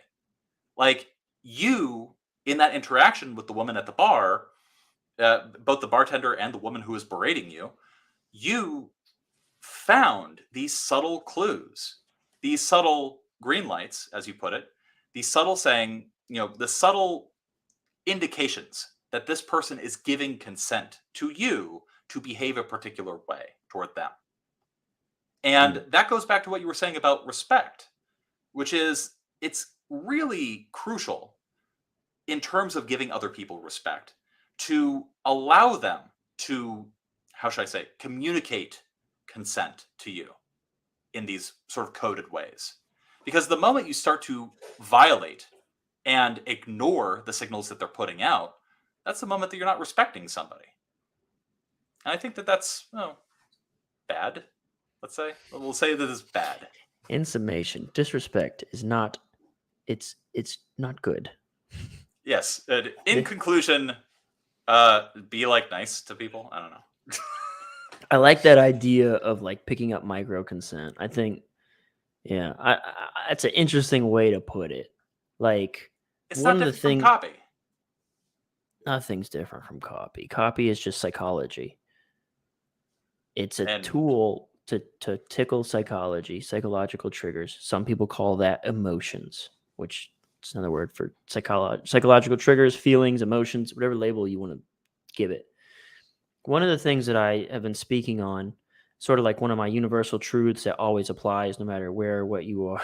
No, I'm kidding. It seems to me hey, that one of the things that I think I've recently come upon is that attention is, so we already know in marketing, attention is the currency, attention is the asset. And Andrew Tate did a phenomenal job of demonstrating this to us, because regardless of what market he was targeting, you could say as a marketer, he garnered this massive following of 100,000 subscribers paying $49 a month. Okay. That's the end. I mean, that's a W. So attention is the currency. What always fascinated me about his rise was he never talked about his products. He almost begrudgingly mentioned them. Like, people are like, "So how do you make money?" He's like, "Oh, okay, here's the 2 or 3 things that I can share with you." And he'll tell you War Room, Hustlers University, and he has casinos or something. And that always was like in passing. So when I started watching and following and like trying to understand what's happening, it really is like absolutely the cultivation of attention. So when we get back to this idea of, is this girl berating me? Is she being nice to me? Is she being like super open in her body language and warm and friendly and almost pulling me in with her eyes? It's all attention. And whenever you can look at it that way, and I think that's something that, again, like, people who shit on Tate, they just are missing the bigger picture, in my opinion. Like, the dude is winning. And so, like, he says, he doesn't say it, he communicates it. He conveys that, as long as you give me attention, like, I'm on top. Like, just keep giving me attention, I can keep doing well. And so I look at the same way in these social spheres, these social dynamics, especially like the romantic ones, that even that sort of like the it's been summarized a gazillion times as the opposite of love is indifference, not hate, right? Mhm. Because love and hate are just extreme forms of attention. And the indifference is a lack of attention. So it's like you have to get comfortable with good and bad attention, because you can call it that EQ. They're on a spectrum of attention, which if you're not on that at all, if you're not even existing on that plane, if you're somewhere in the middle where it's absolutely gray and neutral, that's the L. That's the L. And that's the conforming and not sticking your head out of the bush. Like, how do you polarize? I've Googled that. I'm a huge Mark Manson junkie. Did you ever read his first book, Models? No. It's a good book. And in Models, he talks about how to attract through authenticity and honesty. And his advice is, you have to polarize the girl and basically decide if she's a red light or a green light. And one of the things that I always was like wondering is, oh, how do you do that? And there's no good answer out there. It drives me fucking nuts. So I have a very surface level way to do that, which is like attract attention to me, sort of get someone to think, who does this motherfucker think he is? And that's what polarization really is. Get someone to call me out on some bullshit and then stand my ground. And that's my polarization approach. I don't think you're wrong. Rod, what up? So I don't disagree. And I'm not even going to like do the Sean thing of like disagreeing with you, even though I agree. I definitely feel that, especially in American culture, that there is a large amount of value to people who can polarize. Because if you can divide a room, everybody is talking about you. And then that is attention. You're manifesting currency. You're alchemizing gold. Your attention is fucking currency, dudes. I mean, you don't really need to look very far to find proof of this fact. Like, how does Google, Apple, and Microsoft and Facebook make all of their money? With your attention. That's it. And so the most amount of wealth that we have seen, like an incomprehensible amount of wealth that we have seen, like arise in the last 30 years really came about as a result of companies realizing that they can monetize your attention. And that is an immense, how should I say, unlocking of value. Once you realize that you can use attention to drive value in American culture, you don't want to stick your head out of the bush and get it shot off, of course. But like, if you can figure out a way to monetize attention, you get to write your own ticket.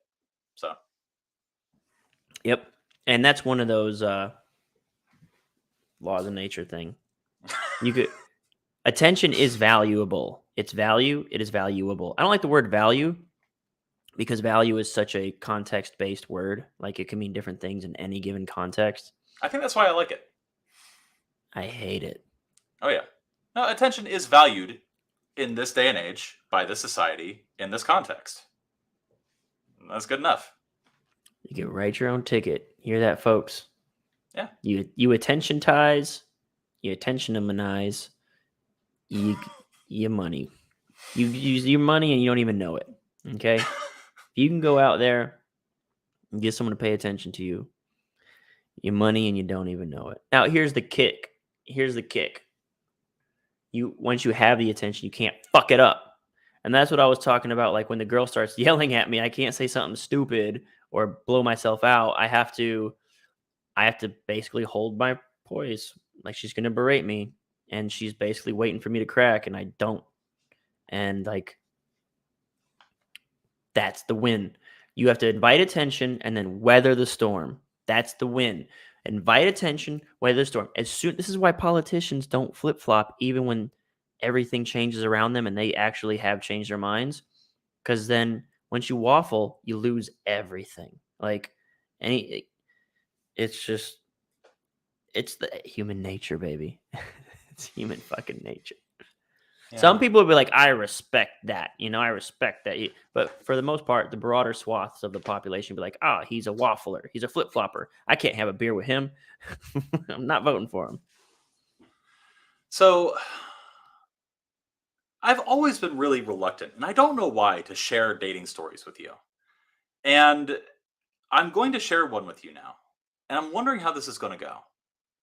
So I had a date with a girl. Met her on Bumble, something like that.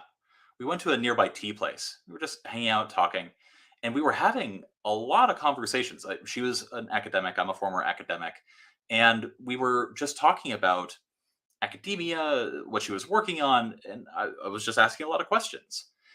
And at one point, she was asking me what I do, and I talked about advertising, and I showed an ad that I had mocked up that featured a scantily clad woman and drew attention to the fact that this woman was scantily clad. And this woman said, "Don't you think that that's sexist?" And I said, "Yeah." Yes, I do. And that kind of took her aback. I think she was expecting me to be defensive. But like, that was a thing that I did, and it cultivated currency and attention, and it worked. And I definitely operate in a world where I don't like sexism, but I also use it to sell stuff. And so like, what is it Derrida says? As always, coherence and contradiction expresses the force of a desire. So that. And she looks at me and says, "I don't think the man that I wish to date would engage in those kinds of behaviors so cavalierly, so insensitively." And I simply finished my tea. I put it down. And I said, "I don't see this conversation going much further.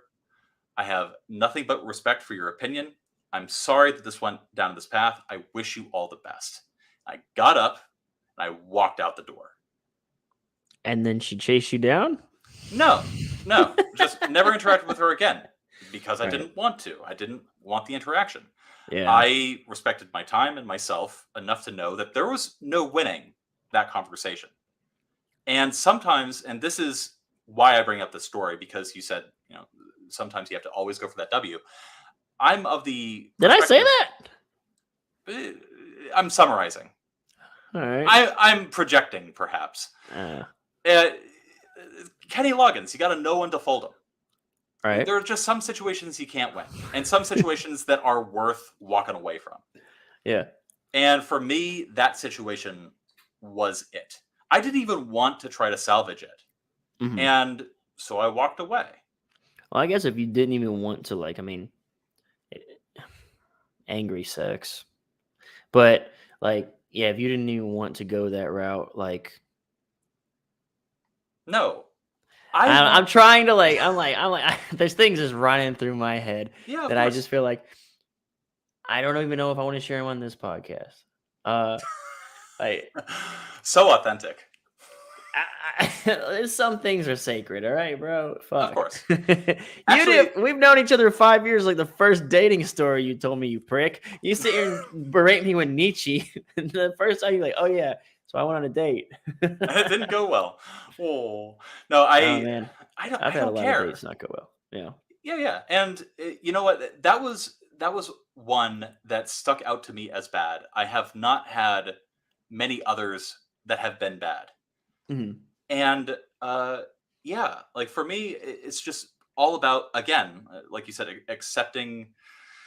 maybe accepting the W's and accepting the L's, and generally trying to behave in a way that steers you towards more W's and away from a lot of L's. Yeah, one of the things that sort of stuck out to me about that story is, and this is you're gonna get like the Kyle perspective, which I feel like you're just gonna disagree with That's fine. because you're an I'm asshole. literally on your show, dude. I know. Yeah. So the idea that I was like, this is the thought that triggered in my brain. You said, she's an academic, I'm an academic, we're talking academic stuff. The thought in my head was that, but we're people first.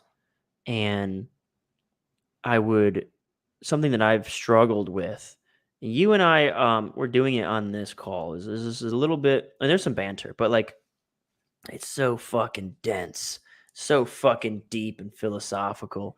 And I had to, that becomes like a MO for me, a modus operandi for anyone who doesn't know what an MO is, Oh, which thank you. means God. like, That's why I was so like, fucking confused there for a second.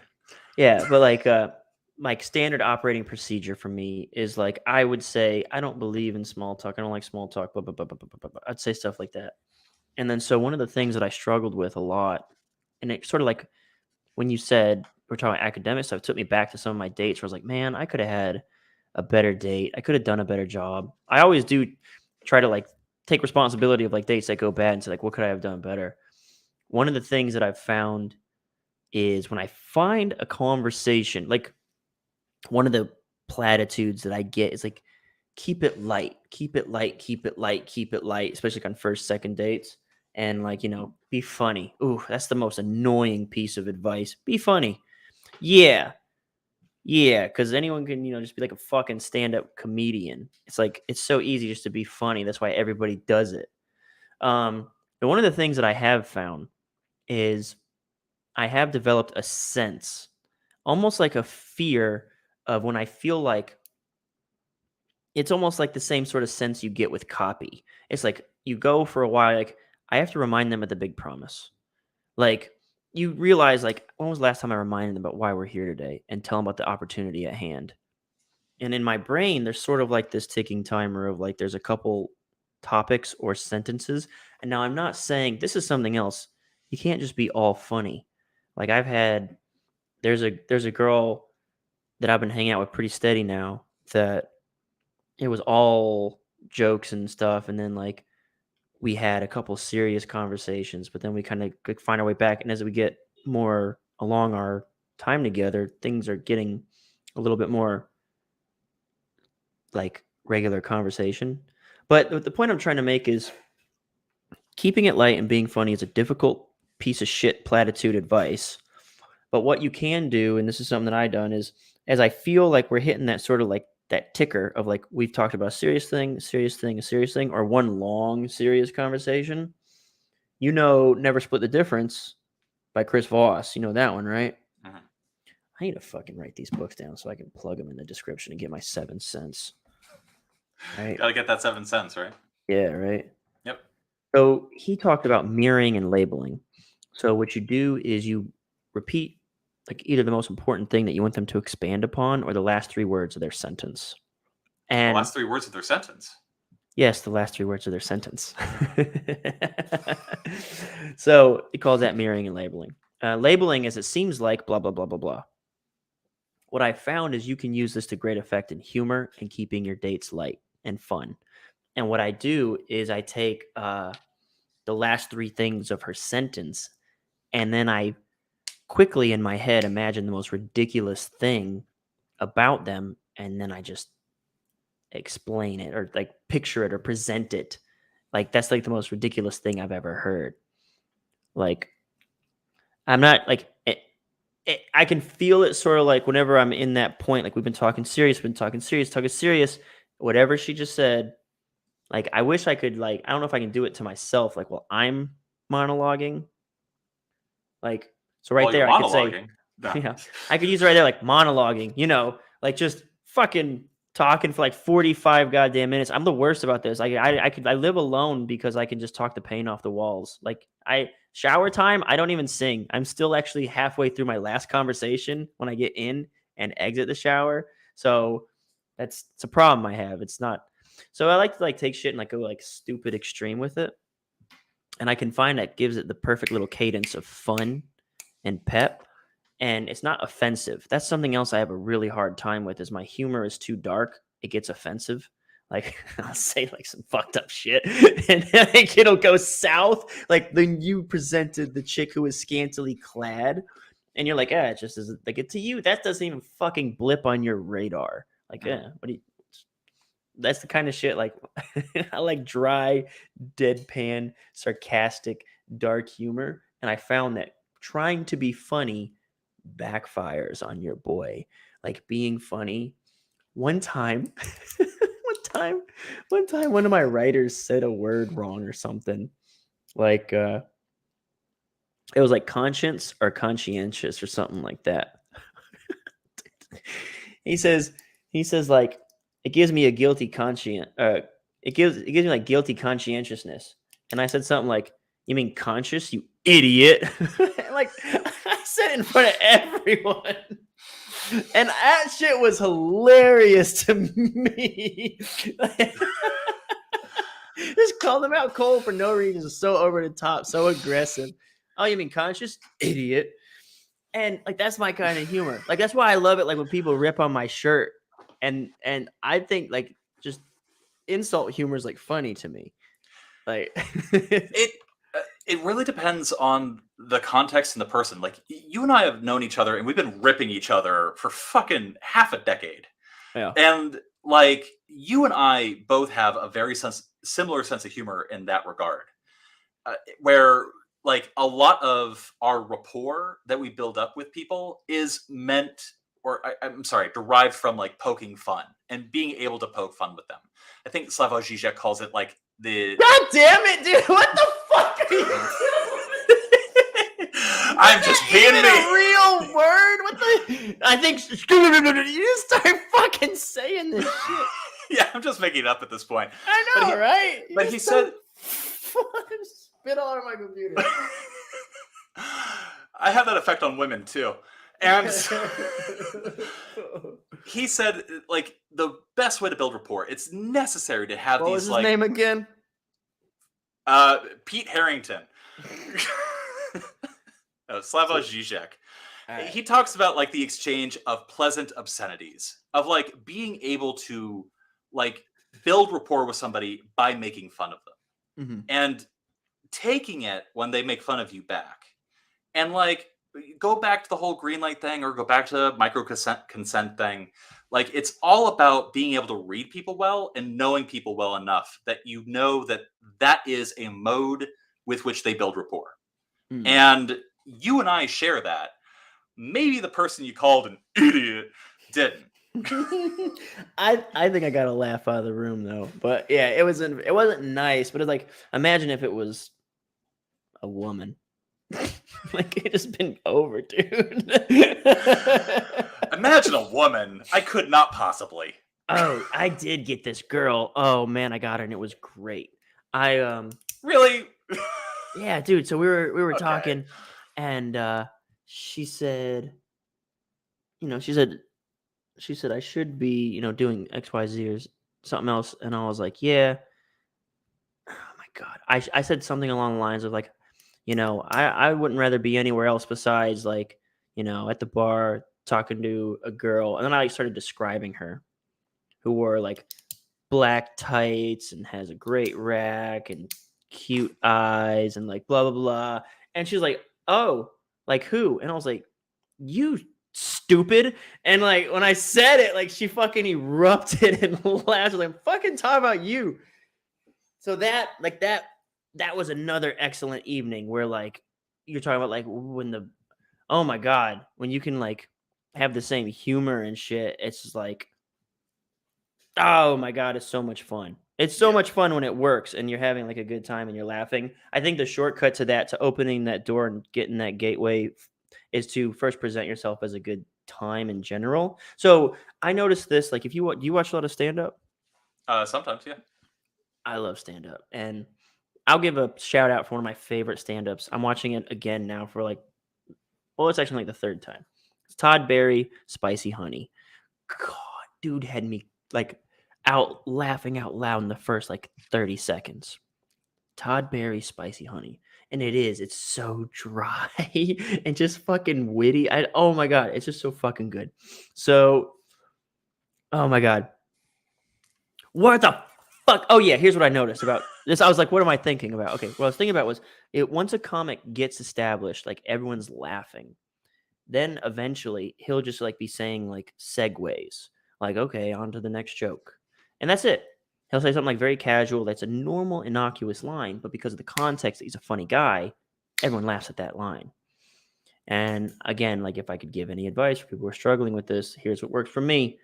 I come out of the gate early and often, and then I start to space it out with more regular conversation. But early and often, I'm just exaggerating shit that we're talking about to infinity.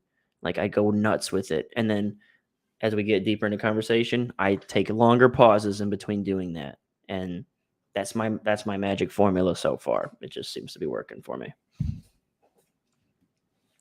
What is it? I was talking to Rich Schefren relatively recently. He said that among all of his friends and fellow marketers, every single one of them had like a singular strategy that nobody else was really paying attention to or doing that gave them absolutely outsized results comparatively. That was the one thing that was mainly responsible. Like they did other shit. That was the one thing that was mainly responsible for most of their success. And I think what you're describing is it's hard. It's hard to find people that share a sense of humor. It's hard to be funny. It's hard to be like plugged into somebody's conversation well enough that you can actually find chinks in the armor, no racism intended, that you can use to make something funny out of it. Mm-hmm. And so, like, I think that's extremely important, and it's not an easy skill to do. It definitely, like there are things that I remember, like this is when it dawned on me that I was actively doing this, was like this is back to the girl that I'm seeing pretty regularly now. And we started talking about like exes or something like that. And that's a dangerous place to go. It was like we'd hung out a couple days now. So it was like we like each other. Like we know that. So it wasn't like a first time meeting kind of thing to talk about. But I remember like as the conversation got sort of heavier and heavier, like a sad breakup or something. And I felt her kind of going like, I know where this is headed. This is going to a darker place. Like she's about to get very sad. I did the thing that I described where I basically did the mirroring and labeling exercise, but instead of just mirroring and labeling, which would only make things worse. That's something that's really important. I used to use mirroring and labeling as a conversation tool when I didn't know what to say. If you're in a bad conversation, it just turns it worse because now you're creating more road and runway for it to continue when you do that. So then it backfires bad.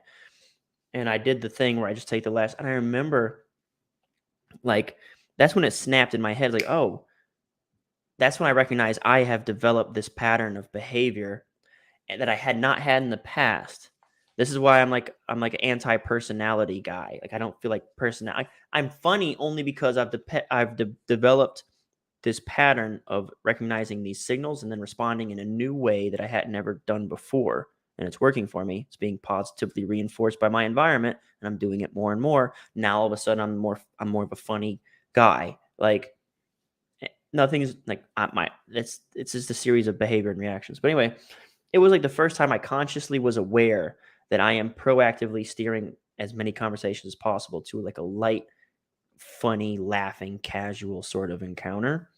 And I had to, you said it's hard to be funny. And it was like one of those moments where it was a sort of knee-jerk reaction. Like I have to get out of here. Like I cannot be here with this person. This is not sexy. It's not going to go well for us. So I basically took the last three things she said, and I wish I could remember so I could share the experience with you and help anyone who might be facing similar trials. But like I just took it and I ran with it. It might have been something like, let me give you something like I had to go see him again so I could get my couch out of the house or something like that. And so I was like, oh yeah.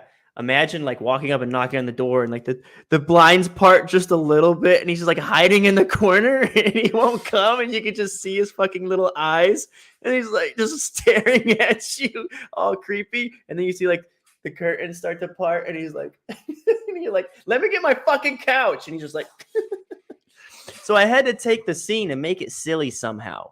And like that's like the best advice I give to anyone who struggles with like having great first dates. It's like that's like the only thing that's like my number one fucking weapon at this point in my game is like you've got when it goes that direction, you've got to make it silly. You got to think about what's the silliest fucking thing that could happen in that scenario, and you got to like vocalize it as quickly as possible.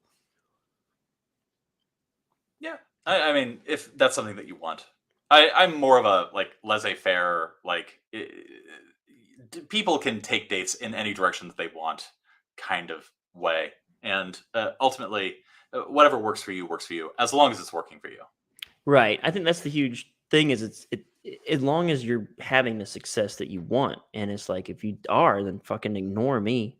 But I'll tell you, my little story was I was going on dates and I kept having the same outcome. Trauma, trauma, trauma, trauma. And it was because of the way that I would reinforce negative comments. Like when she would say something about like the bad boyfriend, my old habit was like, wow, I can't believe you shared that with me. I feel like that's so fucking real of you to do. And so I'm reinforcing this negative conversation piece. And then so now she's like, okay, well, I'll share some more real shit. I'll share some more real shit. I'm like, wow, that's so real of you. I can't believe you shared that. Next thing I know, she's unpacking, like crying and unpacking like deep trauma. Like, holy fuck, you need to see a therapist. I can't believe you told me that on the first date. So I was not having the fucking results that I wanted. And so I adapted new habits No, and turned that ship around. Kyle, you were just being a beta in those situations. Oh yeah. And it, like the most alpha and possibly sigma thing that you could have done. What is sigma? What is sigma? I keep seeing that everywhere. I'll explain it in just a moment. But what you should have done was be like, you were traumatized. Well, let me tell you about the time at camp. And then just go hard into a really over-exaggerated story about the one time you really, really wanted to catch butterflies, but everything that you were doing like just wasn't working. And your net had holes in it. And like, do exactly that. Does it demonstrate higher value? Is that what you're doing there? No, not so. So Sigma is a meme where it's like taking the, I guess, quote unquote, most toxic aspects of being an alpha, but then like making it neurodivergent as well. And dude, like, in English. So, okay, an alpha male wakes up at 5 a.m., hits the gym, like does all this work, et cetera, et cetera, et cetera. Lives life. The best way I've heard alpha described that I actually like, even though I don't like the whole alpha beta thing, the best way I've heard it described is an alpha is non-reactive and cool, whereas a beta is reactive and uncool. And I like that framework, not because it's a binary, but because I think that in this day and age, it seems to me that, yes, one should desire to be fairly non-reactive and to be fairly cool. So a Sigma takes all that to the absolute extreme. Wake up 3 a.m., edge for 2 hours, snort an Adderall, go into work, punch your punch your boss in the face to assert dominance, call every woman in the office the C word, get fired, go home at 1, edge instead of instead of for discipline, now it's for punishment. And so that the whole meme of being Sigma is basically just like take alpha-ness, but to the most exaggerated extreme you possibly can. I do believe there's an element of independence associated with Sigma, where they're loners. Like the alpha is a leader, and a Sigma is a loner. He's got all the alpha qualities. He just doesn't. You know what? If you wanted to jump into the nomenclature game, you could adopt the Sigma title. You could say, like, you're successful, you're smart, like you're well-read, you're set up. You could say, I'm just a Sigma male. I just choose not to be like a Chad and be like that. That's what it is. I think that's what it's. I pulled up Urban Dictionary. Could I do a Joe Rogan thing where I pull it up on the screen? Who's the guy that he always calls out to like Jamie? Jamie, pull that up on the screen. Hold on, I can pull it up on the screen just like Joe Rogan. We're basically Joe Rogan and Beowulf combined. All right. So I'm going to present my monitor. Who's who? Whoever's more alpha, that's me. Okay. All right. So I got the screen. There it is. Look at that. How do I would it be just, oh shit. Look at that. Okay. So Sigma male. And here we go. We're going to read this because this is now a real podcast. Oh my God.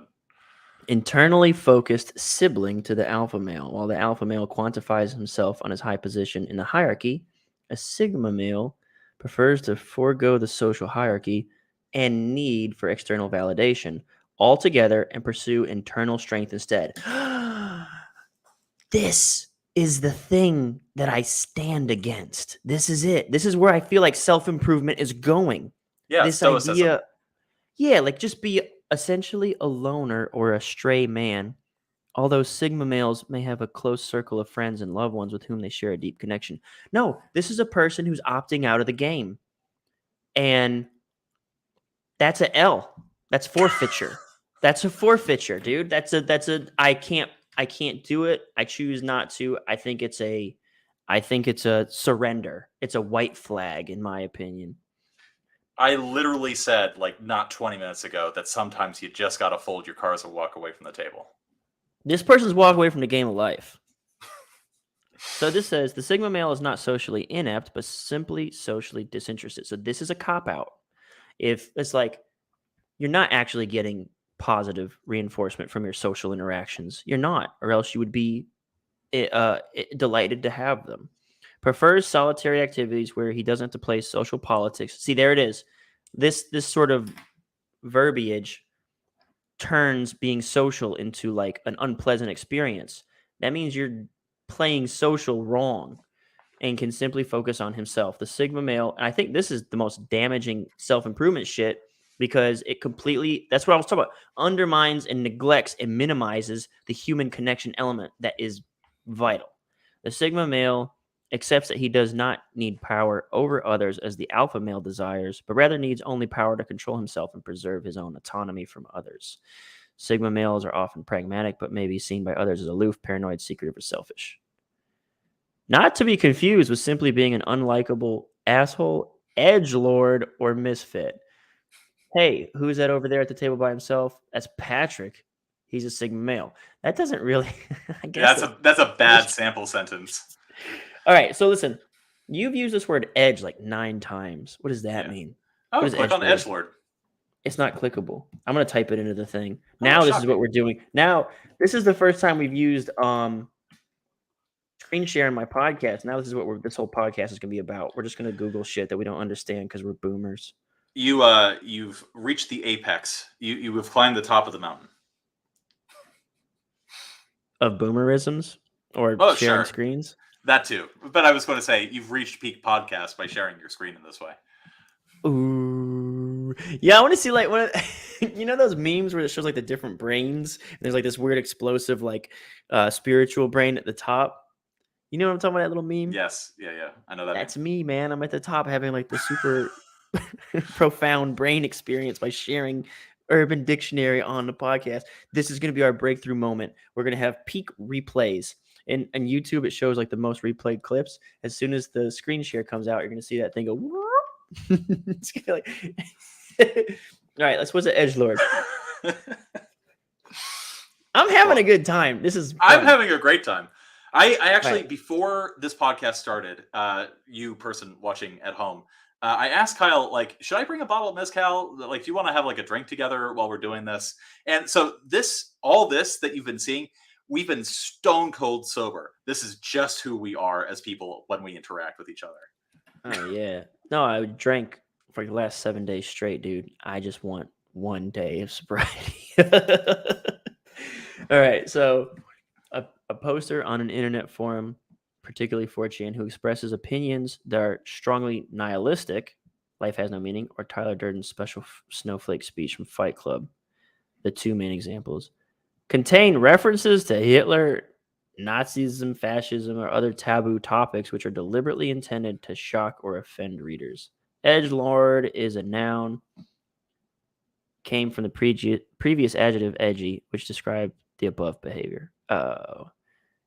Oh, Nishi was an edgelord before it was cool. So edgy. God, now I really feel like an old fucking geese. Like, but I couldn't put that together. I think society will forgive you because you're not a Sigma male. So there you go. Dude, I do reject that Sigma bullshit. Because here's the thing. I could have very well accepted the title of Sigma. Dude, that's like why I'm almost rejecting like self-improvement. That's why I have a beef with aspects of stoicism. Like that's something I could go to like Ryan Holiday's thing. Like I respect Ryan Holiday. I disagree with a lot of the stuff he posts. He's been repeatedly posting these at least 2 videos that I've seen about you should be very disciplined and stern with yourself and very accepting and just accepting of others. Like don't put your standards on them. I think that's a terrible take. You got to have standards of others, and if they don't meet them, you have to remove them from your circle. So this goes back to the whole shtick that I was talking about before, that notion of premises and how people operate under the wrong premises. I am of the belief that the problem with Stoicism goes even deeper than that, which is that Stoics have fundamentally the wrong thing that they are trying to achieve in life. You know, what is a Stoic? Somebody who like strives for duty, somebody who strives for virtue, somebody who strives to live in accordance with their own internal barometer of what is good. And so what I prefer, the thought pattern that I prefer is Epicurean, which is that that underlying premise, it's basically Stoicism, but like the main premise is like, fuck that. Humans live to enjoy life. Humans are pleasure-seeking animals. That's their nature. And like one of the things that comes out of that is, well, of course, what you just described about Stoicism, that particular quote, would be wrong because, again, humans desire to be with people for reasons, their own personal enjoyment, their own, how should I say, what is it? Hedonistic satisfaction. And I'm not saying like Epicureanism and like being hedonistic is the way to live life. You, as a person, every person needs to think about, well, why are you living? Are you doing this work? Are you cutting off friends? Are you like expecting the world to adhere to certain things in your mind because, how should I say, you're attached to these particular values, or because you want a better life for yourself? And I'm thinking about the Stoic, that you shouldn't impose your values on other people. That's wrong for the very simple reason that like you as a person probably want to enjoy your time with other people and don't want to be around people who don't match up with your values or the things that you like. Like, for example, like I'm totally tolerant of furries. I think that they're great and that they should have every right to congregate, to have weird conventions, or to just like live as Hey, furries and their personas. Tell me to pull that up for the audience. Pull that up for the audience. Yeah, but I'll pull it up. legitimately, I don't want to be around that. And so, you know what? More power to the furries. You do your dirty self. I am going to go over here. You know, and so that doesn't have to be the stoic, like, oh, like, you know, be tolerant of other people. The thing, that blanket tolerance. That doesn't have to be a thing. Yeah. You can just like say, like, no, I don't prefer that. I would enjoy my life more if there were fewer furries in it. I find myself saying that a lot. Right? Okay. So I'm trying to get shut canceled down on Twitter screencasting for making a joke about like not wanting to hang around furries. You know what's which I'm Twitter, sure Twitter yeah. Twitter used to be the edgelord central. Like that's where you went to put, like when it first came out, that's where you put like edgy takes. Now you get canceled, and it's a piece. I've always hated that platform. Canceled. What does that even mean? It means a bunch of bullshit, I guess. That's all right. Let's see that's if kind we of where I can land on it too. You want to pull up a screen showing a bunch of like a furry convention?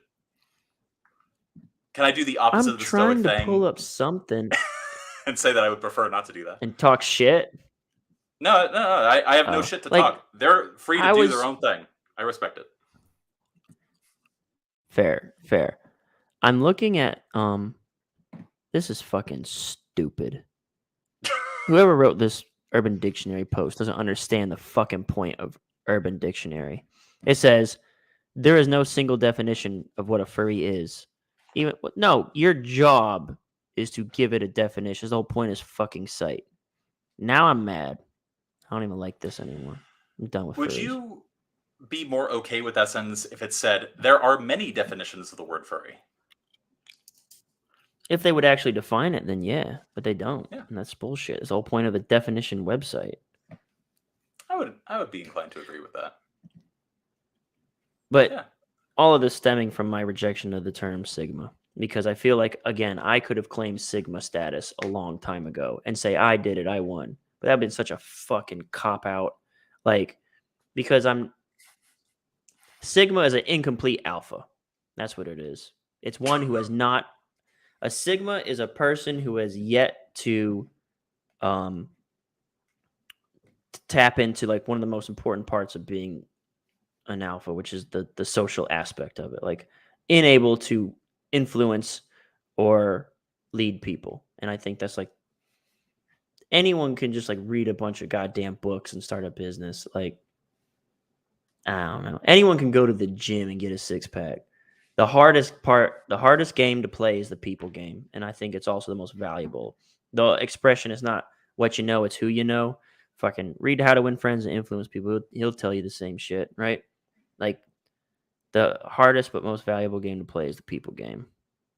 And that's why I reject that whole Sigma bullshit. I am pretty sure it's just a meme. Like, I'm pretty sure anybody who would unironically call themselves Sigma, like, just has other problems that they are not contending with. Yeah. You say that, dude. But, like, people do that shit with the alpha term. I mean, again, going back to what I said 3 hours ago now, I reject the notion that there are these binaries, that there are these categories. If anything, there are just simply other ways to live that completely operate outside of the traits that you would ascribe to alpha or beta. I'm trying to speak up for the omega males, is what I'm trying to say. Oh, God. What's omega males? Maybe the iota males or the theta males. You're just naming Greek letters now. Really? You picked up on that? Those are all the ones you know. Oh, delta males. Ones who are always changing. Constantly in a state of flux. Exactly, the math joke for you. I understood that one. I got that shit. Who came up with that joke? Schriefer fleeked slopping. yeah, Schopenhauer, I think. Schopenhauer. Oh yeah, Schopenhauer. yeah. Bring him up the next time you're on a date. Yeah, that'll get him wet. So, what about? We got a couple people watching. Does anyone have any questions for my guest, Sean? I actually have a little bit of a pitch that I can make here as we wind down for anyone who stuck out this fucking thing. Sean is going to be teaching us how to write some short form copy this Friday, right? Hey, that's the thing. Yeah. One of the things that I think is important about this presentation that we got coming up. Here, I'll put a little banner up there for my. How do I? Where's it at? Boom. Copysquad.net /. So one of the important things about this, I had a couple comments today about like, how do I do cold outreach? How do I do? I mean, everyone's trying to get into email and short form copy. What they don't understand is that everybody is trying to get into email copy. That's what I'm trying to say. Everybody is trying to get an email copy. So everyone's using the same approach, basically cold outreach and saying, I'll write emails for you. Sean's going to teach us another form of short form copy called the advertorial, which is actually going to bolster your short form game so that you can actually add another service to your short form proposal. And it'll make you stand out because so few people even, I bet if I could survey 100 people who are trying to be successful email copywriters, they wouldn't even know what an advertorial is. I would bet only like 3 or 4 people out of 100 would know. But publishers know what it is because they need them. And so while you're like, oh, I'll write emails, $3,000 for 2 emails. Have you thought that, everybody else is already making that same value prop? But if you can speak to the thing of like, I can help you get more external ad traffic to your offers via advertorials, which Sean will teach you how to do, you can stand out. And as a standout, you can charge more. Universal principle of all human nature, baby. Attention, standing out. It's key. It's the win. Yeah, unless you're in China. Yeah, advertorial it's fun.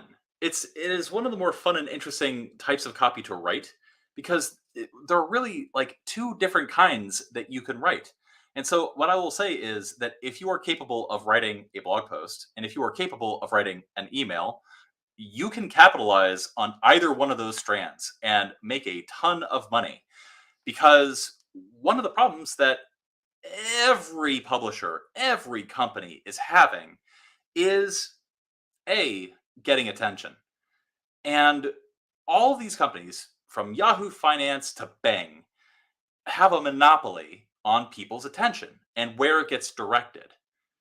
And one of the things that advertorials do is allow people to sort of leverage a little bit more information and a little bit of the algorithm to basically game the system and get a little bit more attention in these campaigns and also help things stay compliant.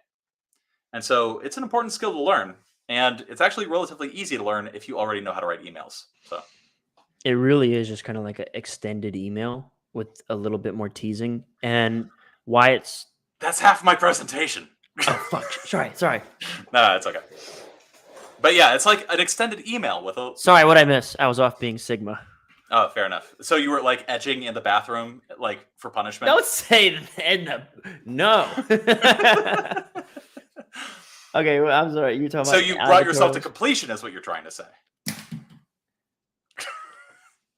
No, what were you saying about this teachings of the advertorial? So it's been 3 hours. Let me go on these little tangents. I was gonna say that what makes them so valuable is because what advertorials like, yes, they're like an extended email with excess teasing. But one of the things that advertorials allow publishers to do is bridge the gap between, like, everybody knows how finicky Facebook ads are. There are plenty of people who have talked about, I had my ad account banned and I didn't even make an ad. Like, there's always shit like that. Like, the algorithm's so weird and just random that it's like banning people left and right. So publishers have to be very careful, and they have to basically sort of be very watered down with their ads on the actual platform. Advertorials allow the publisher to bridge the gap by kind of injecting more juice and intrigue once they get from the ad to that advertorial page, and then there's a secondary click. It's the copy that couldn't go on Facebook, basically. It's like too much. Facebook would ban you. Yeah. And we'll talk about compliance a little bit on Friday. I'm more interested in talking about how, like, it is interesting to think that, like, brand agencies and things like that, they're still running a very old school kind of advertorial. Like, they're going to, like, Boing Boing or what is another blog, the Huffington Post or some shit like that. And they're paying to have basically like blog posts posted up there, marked as an ad, and then legitimately it's just a piece of content with a link at the end. Now, here's the fun trick that can happen. Well, one, you get that organic reach of like people now see this ad, then they see your offer. Cool. But also, Google and Bing and like Taboola and Outbrain and all these platforms, they are really, really, really tolerant of you driving traffic to content instead of a sales page. They love it. Num, num, num. They eat that shit up. And so being good at writing advertorial is a really good way to game the system that currently exists to try to divert attention away from the things that actually drive sales for your business. So, yeah, it's huge. And I think, again, I really believe that nobody knows what it is. And that's why they need to learn it. I think the reason they don't know what it is because the easiest, lowest hanging fruit to sell to newbies is write this 100-word email and become a millionaire and live on a beach and all that crap. And so what the promise and strategy that every newbie is handed right now is email marketing. It's the quickest way in, and it's the easiest dream to sell newbies. So as two dudes who have worked in the highest levels of publishing, Sean and I, we understand that publishers actually need more than just your crappy emails.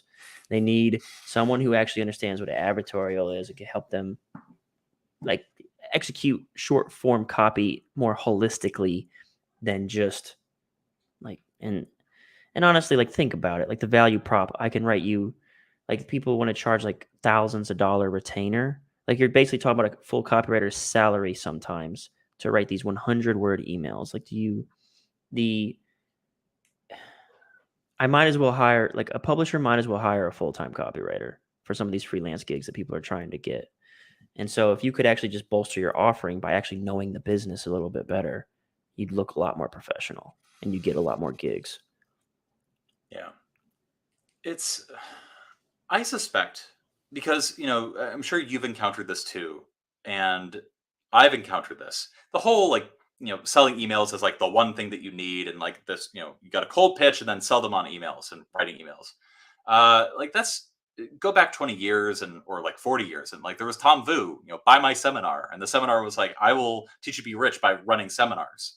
Like there's always the one thing that some dude is getting a lot of attention for and then selling as like the one thing that you need. That's always ever changing. Today, it's emails and cold outreach. I think you're doing people a service by teaching them advertorial. But one of the things that I'm going to say on Friday, and one of the best pieces of advice I can give to the 3 people that managed to make it this far in this podcast, like past all the human nature and like dating and like everything is a gradation sort of thing. Like those people, especially the people that are looking to break into copywriting, I would say 95% of them all make the same mistake. I've seen this from like talking to newbies and selling to them, which is that they don't read copy. They browse the internet with ad block on and they don't click shit. They don't look for things that are jumping out at them, and they don't look beyond the click at where they go. And so they have no understanding of how this business even works. They understand emails. I write email, business send email. That's intuitive. But how businesses actually get and monetize attention, the people younger than 25 have no fucking idea because they don't actually allow themselves to be sucked in by any of these Well, funnels, let's be real. And so they don't understand that like you can go from PPC to advertorial, from advertorial to like sales, VSL, and then there's like a pop-up that will take you to an HTML page. They don't understand the mechanisms of how all that work or why. And because of that, because it's so new, they're going to be quick to dismiss it. And by dismissing it, they're going to be quick to lose a lot of money because they're locked into it, like, oh, well, Andrew Tate told me that this is going to work. Yeah, I don't want to disparage any sort of programs out there or anything I like do. that. I generally don't throw shade. I don't like to throw shade. I feel like that's the pond's too small. I will throw shade at any business that says that you only need precisely one thing to succeed. Because that is always, well, most of the time, going to be just a money grab. It is literally just trying to leverage a very particular thing to squeeze as many people into something as humanly possible. I feel like you have grounds to stand on if you want to throw shade on that basis. If it's underhanded, that's the thing. Like I don't like it I when like people to mislead people. fair, Yeah. fair. Well, that's what we're here to do is try to clear the fog. I think people who are being misled will organically find their way out of it in time, and we can be there with open arms. Like, hey, daddy's got you. I'll teach you the ways. All right. It's all good. Come in. I like that. Bring it We get big bear hug. Big, hairy Irish man bear hug. in. You got a comment. A couple of good. Shout out to Sean though. I guess Rex wants to shout you out. I appreciate that, Rex. Thank you. And express noise. Taking advantage of an information asymmetry. That's a nice way of putting misleading someone. You don't know something, so I can take advantage of you. Yeah, pretty much. Yeah, I think it's a joke. I think so too. The big piece of advice that I would give to anybody like trying to get into copywriting, before you spend any money on anything, just read emails, click on stuff, click on links, browse without ad block, actually see the things that you would be writing. Because I'm flabbergasted. And like I've even given this piece of advice and like people have like really pushed back on me for it. Like, oh, you're saying some bullshit, like not saying anything new. It's like I talk to a lot of juniors, like a lot of them. And that is such a common problem that I see. Have you encountered this as well? The pushback or which part?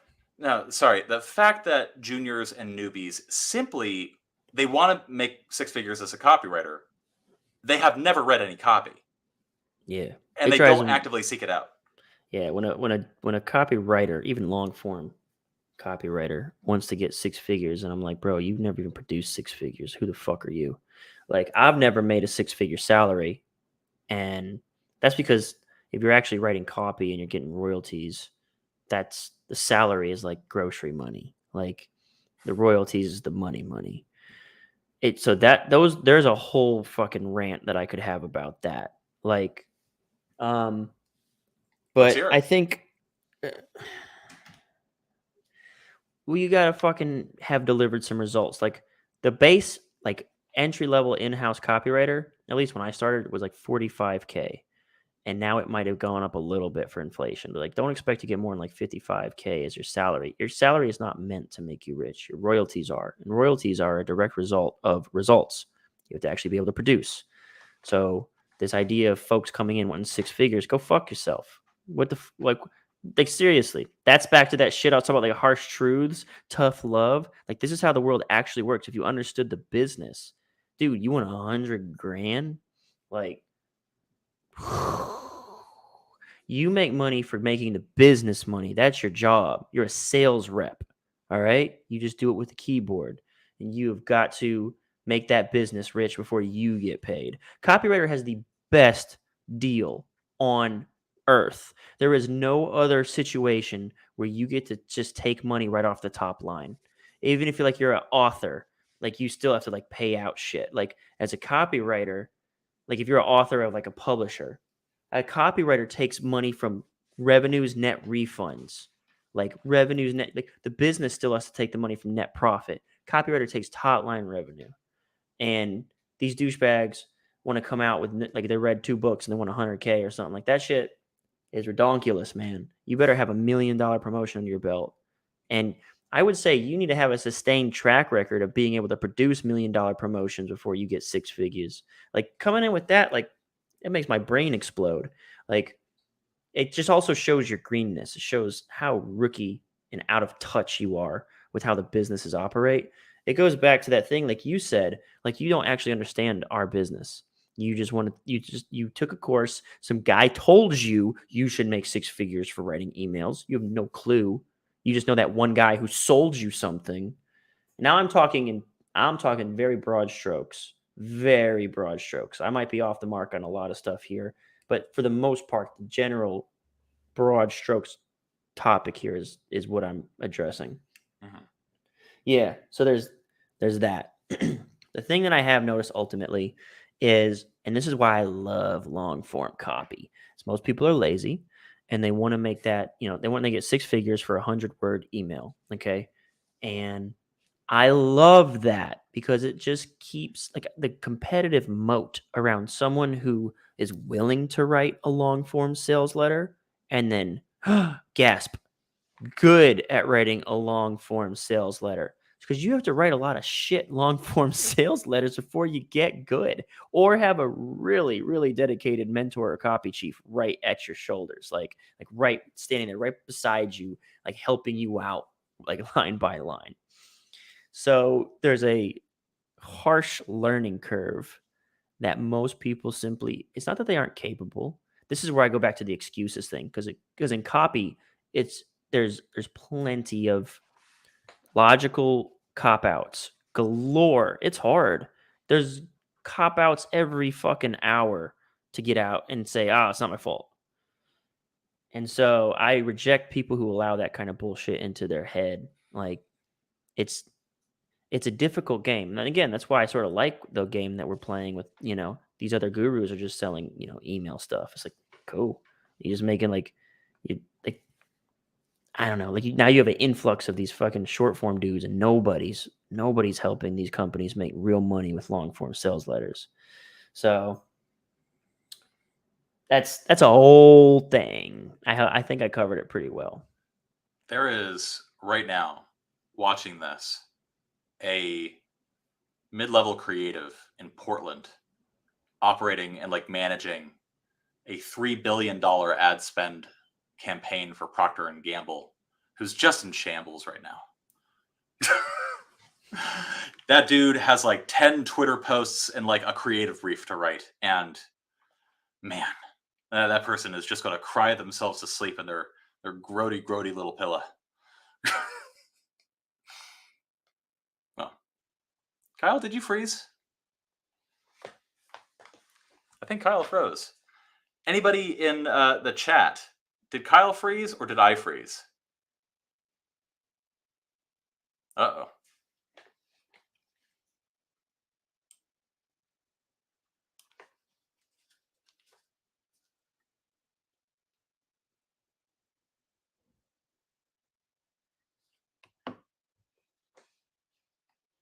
Oh boy.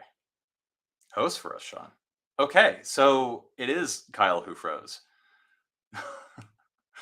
What is up, Copy Squad? This is going to be the, I presume, the end of the interview, where basically we have spent the last several minutes patting each other on the back because we, with each of our businesses, try to approach the selling of copywriting information a little bit differently. Kyle by focusing on something that has a very high hurdle, and me with my business focusing on things that tend to go pretty far afield. And we are going to, on Friday, I'm going to look up the date here. Friday, October 14th, we are going to go live, and I'm going to talk about one of those modes of copywriting that you can do, that you can make money from, that isn't just one thing that is going to be the secret to your success. I was delivering a pitch to have everybody attend on Friday. I froze out. Oh, cool. Good job. Yeah, so I guess my first laptop died or something, so I just like opened up my I got this other laptop just sitting on the floor. All right, switcherooski. Gotta have to take care of that. Can't be having that shit happening. Oy. But good job delivering that pitch there. I heard the last little bit there. Good. Yeah, I was basically launched off by saying that you and I think, have been taking a fairly similar approach to copywriting education. Like for me, like that business is just like a for funsies kind of thing. And yeah, really it came out of that desire to teach copywriting education in a way that like doesn't use, you only need this one thing in order to get big or make money. Uh-oh. I'm still here. I'm trying to, I don't want to use this bullshit terrible camera. I think I got another one over here I can use. Oh, it looks better. Oh, wow. So bright. I know. This is actually, I wonder if it's just overexposed on this other camera. But anyway, yeah. But yeah, I definitely agree with your little rant that you went on about like, it's very important to show your value and like operate in a meritocracy if you expect to make money, like an outsized amount of money from copywriting. I think it was Alex Hormozy who said, like, if you want outsized results and outsized paychecks, you have to live and work in an outsized way. So I'm a big believer in that. Fair enough. Okay, so we got no new like hardcore comments or questions or anything like that. I feel like we've now crossed the 3-hour threshold. I'm not sure if you're aware. We're at 3:06. 6 viewers still on. You got stuff that you need to do. I got stuff I need to do. I'm pretty sure there's like dinner that I need to eat at some point, and maybe you too. Yeah, food. I could do that. I could eat the food for sure. I wanted to ask you this earlier, but one, are you still doing intermittent fasting? So I've never done like real, like what I usually do is I don't know if I even call this, I just would wait until after lunchtime, 12-ish, before I would eat. And I would eat basically up until any time at night. I didn't say, okay, I got to have this window, but I would always try to wait until after 11 or 12 and before I would eat anything. I haven't done that in quite some time, though. Fair. The second question that I had was the last time we hung out, you dicked up your shoulder, and I was wondering how you were feeling. You sure it was my shoulder? It wasn't my hip? It might have been your hip. You mentioned that you had dicked up your shoulder while bench pressing, and that was when we went rock climbing. That was a temporary thing. Yeah, no, that wasn't like one of those permanent things. My hip thing that I fucked up deadlifting way back when I was at Agora and I was in 808 talking to you and the other Sean. Remember Sean? Soderly? Lytle. There's so many Seans. Yeah, I was talking to you and him, but he was giving me advice about how it was like my IT band's all fucked. Yeah, so that's still a kind of like an ongoing nagging issue that I think I'm just going to have to live with forever, which is kind of whack. It's kind of crazy to think about. One thing that you can do, you can jackknife your legs, right? Like put one ankle like on your other knee, and then try to like hinge at the hips and bend forward to get your nose to that ankle, and it should give you a very solid stretch. Literally the advice you gave me in 2018. Good. I'm glad I'm consistent. Like, yeah, that's exactly what you told me to do. Oh my goodness, we have a question. All right, this is a deep one. I don't know if I have the stamina. All right. 6-hour podcast. Oh God.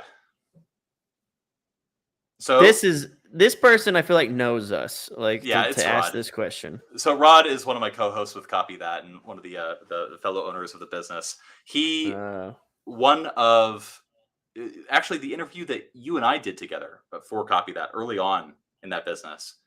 The title of that interview is "Does a Good Process Beat a Good Idea?"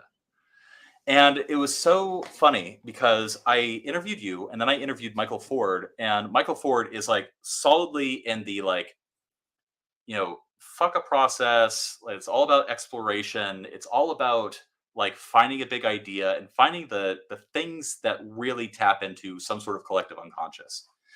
And I kind of straddle both, but that's just because more often than not, I'm wearing the business owner's hat rather than the copywriter's hat. And for me, like, I know your perspective on this, which is like most copywriters, they show up ready to write. And these guys are salesmen. They're hungry. They are looking to get a check. These are not like, people ready to stand on a soapbox and pontificate about some big idea. They are certainly not ready to like make a cohesive argument about one. And they sure as hell are going to have a lot of trouble weaving in persuasive techniques into something about that. They'll actually probably spend more of the time explaining stuff. And so, yeah, I would definitely agree that, like, for the vast majority of copywriters, you don't want to be writing big idea copy. And like, let's talk about like what big idea copy is even good for. Like, if you are like putting out an ad and it's like for a dealership for Lamborghinis, all you need to say is Lambos buy one get one free, and you're going to make a shitload of money. You're going to make a lot of sales. That's not a big idea. It's barely even an idea, and so it's just a gimmick. And like the vast majority of copy that you can get hired to write is like that. It's very direct, it's problem solution driven, or it's like solution aware driven. It's like the systems promo, like, stuff like that. Big idea copy only works when there's a lot of uncertainty, a lot of unsophistication, and a lack of awareness. And I was talking to Mark Ford and Bill Bonner about this too, and they both agreed that like big idea copy is maybe responsible for only like 30 to 40% of Agora's revenue. The rest of it is like, single stock arguments, gimmicks, other things like that. And so I agree with your notion that like for the vast majority of people, a good process is what you need. But also, I am definitely of the opinion that you don't get at innovation and you don't get out breakthroughs without big idea copy. And the reason for that is because that's the really the only way to tap into an audience that has not already seen your shit. Hmm. I don't know if I'm just tired or if I'm just like feeling like want to capitulate on this. Like, It's like every I conversation with you have. I wear you down. all right, now I'm gonna argue with you All right, because fair. I'm a goddamn alpha sigma. So an ass? I'm an ass because that's now I'm gonna argue with you because I'm a bona fide ass. No, I mean, but like the thing is, you kind of already made my argument for me, which is like, for the vast majority of copywriters writing the vast majority of copy, Yeah. you need a solid process. And what I would say is to do the least. What you essentially need to do is get out of your own way. Stop. When you reach a certain level of sophistication at the craft and you know exactly how to structure a sales argument, how to convey information without explaining it, that's a difficult sort of line to walk. How to convey information without explaining it in a way that's exciting, that they feel like they learned something, had an epiphany, aha moment, but you never fucking gave away anything. That's the art of it. At that point, when you know how to do that, now you can go all the way to the outer realm of like, I'm going to tap into something deep in the zeitgeist today. And I'm going to bring that into the forefront of the conversation. I'm going to tackle a big issue. Until then, man, you got to get more blocking and tackling. Blocking and tackling, just the basics, the fundamentals. Dribbling with your left and right hand. Dribbles, layups, free throws, that shit. Yep. This is how to turn a feature into a benefit. This is how to articulate a feature pretty spicily.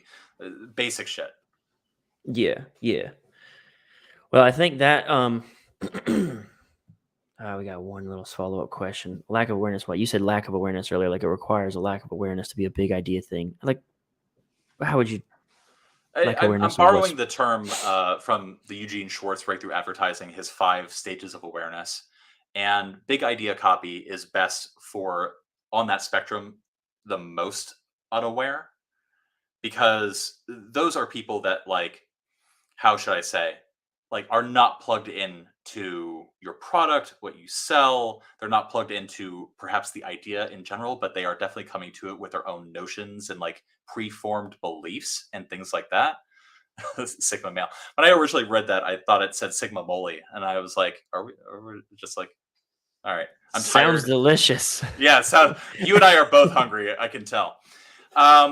But yeah, I was talking about a lack of awareness in the prospect for the product. So, like, for example, somebody who's solution aware is somebody who is aware of the fact that they are fat and also aware that diet pills exist.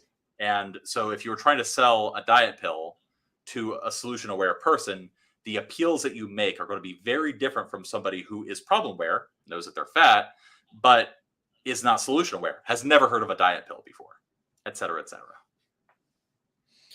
All right.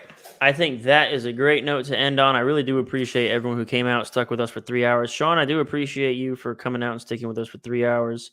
We have another successful podcast. This one, I think, a little bit different from the general content that I usually put out in the first, whatever, fucking 5 or 6 of these that I've done. So let's see. Okay, that's something I need to do a better job of is calls to action.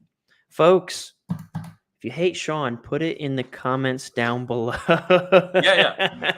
Talk about how I'm just full of shit and how like I'm like wishy-washy and a beta cuck and how like, you know, everything like there is a human nature.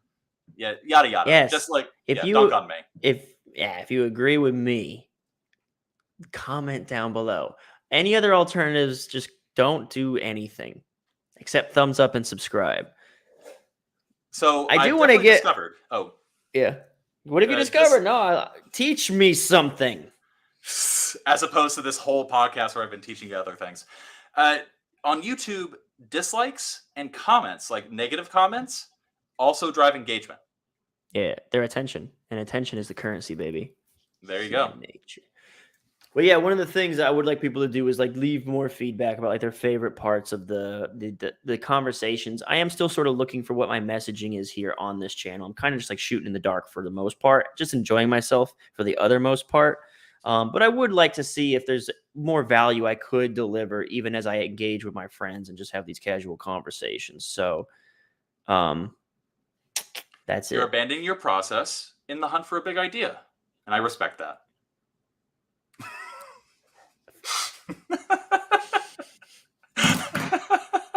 Can I end on that now? I was like giving you the fucking the mic drop. Mic drop. Yeah, fucking ass.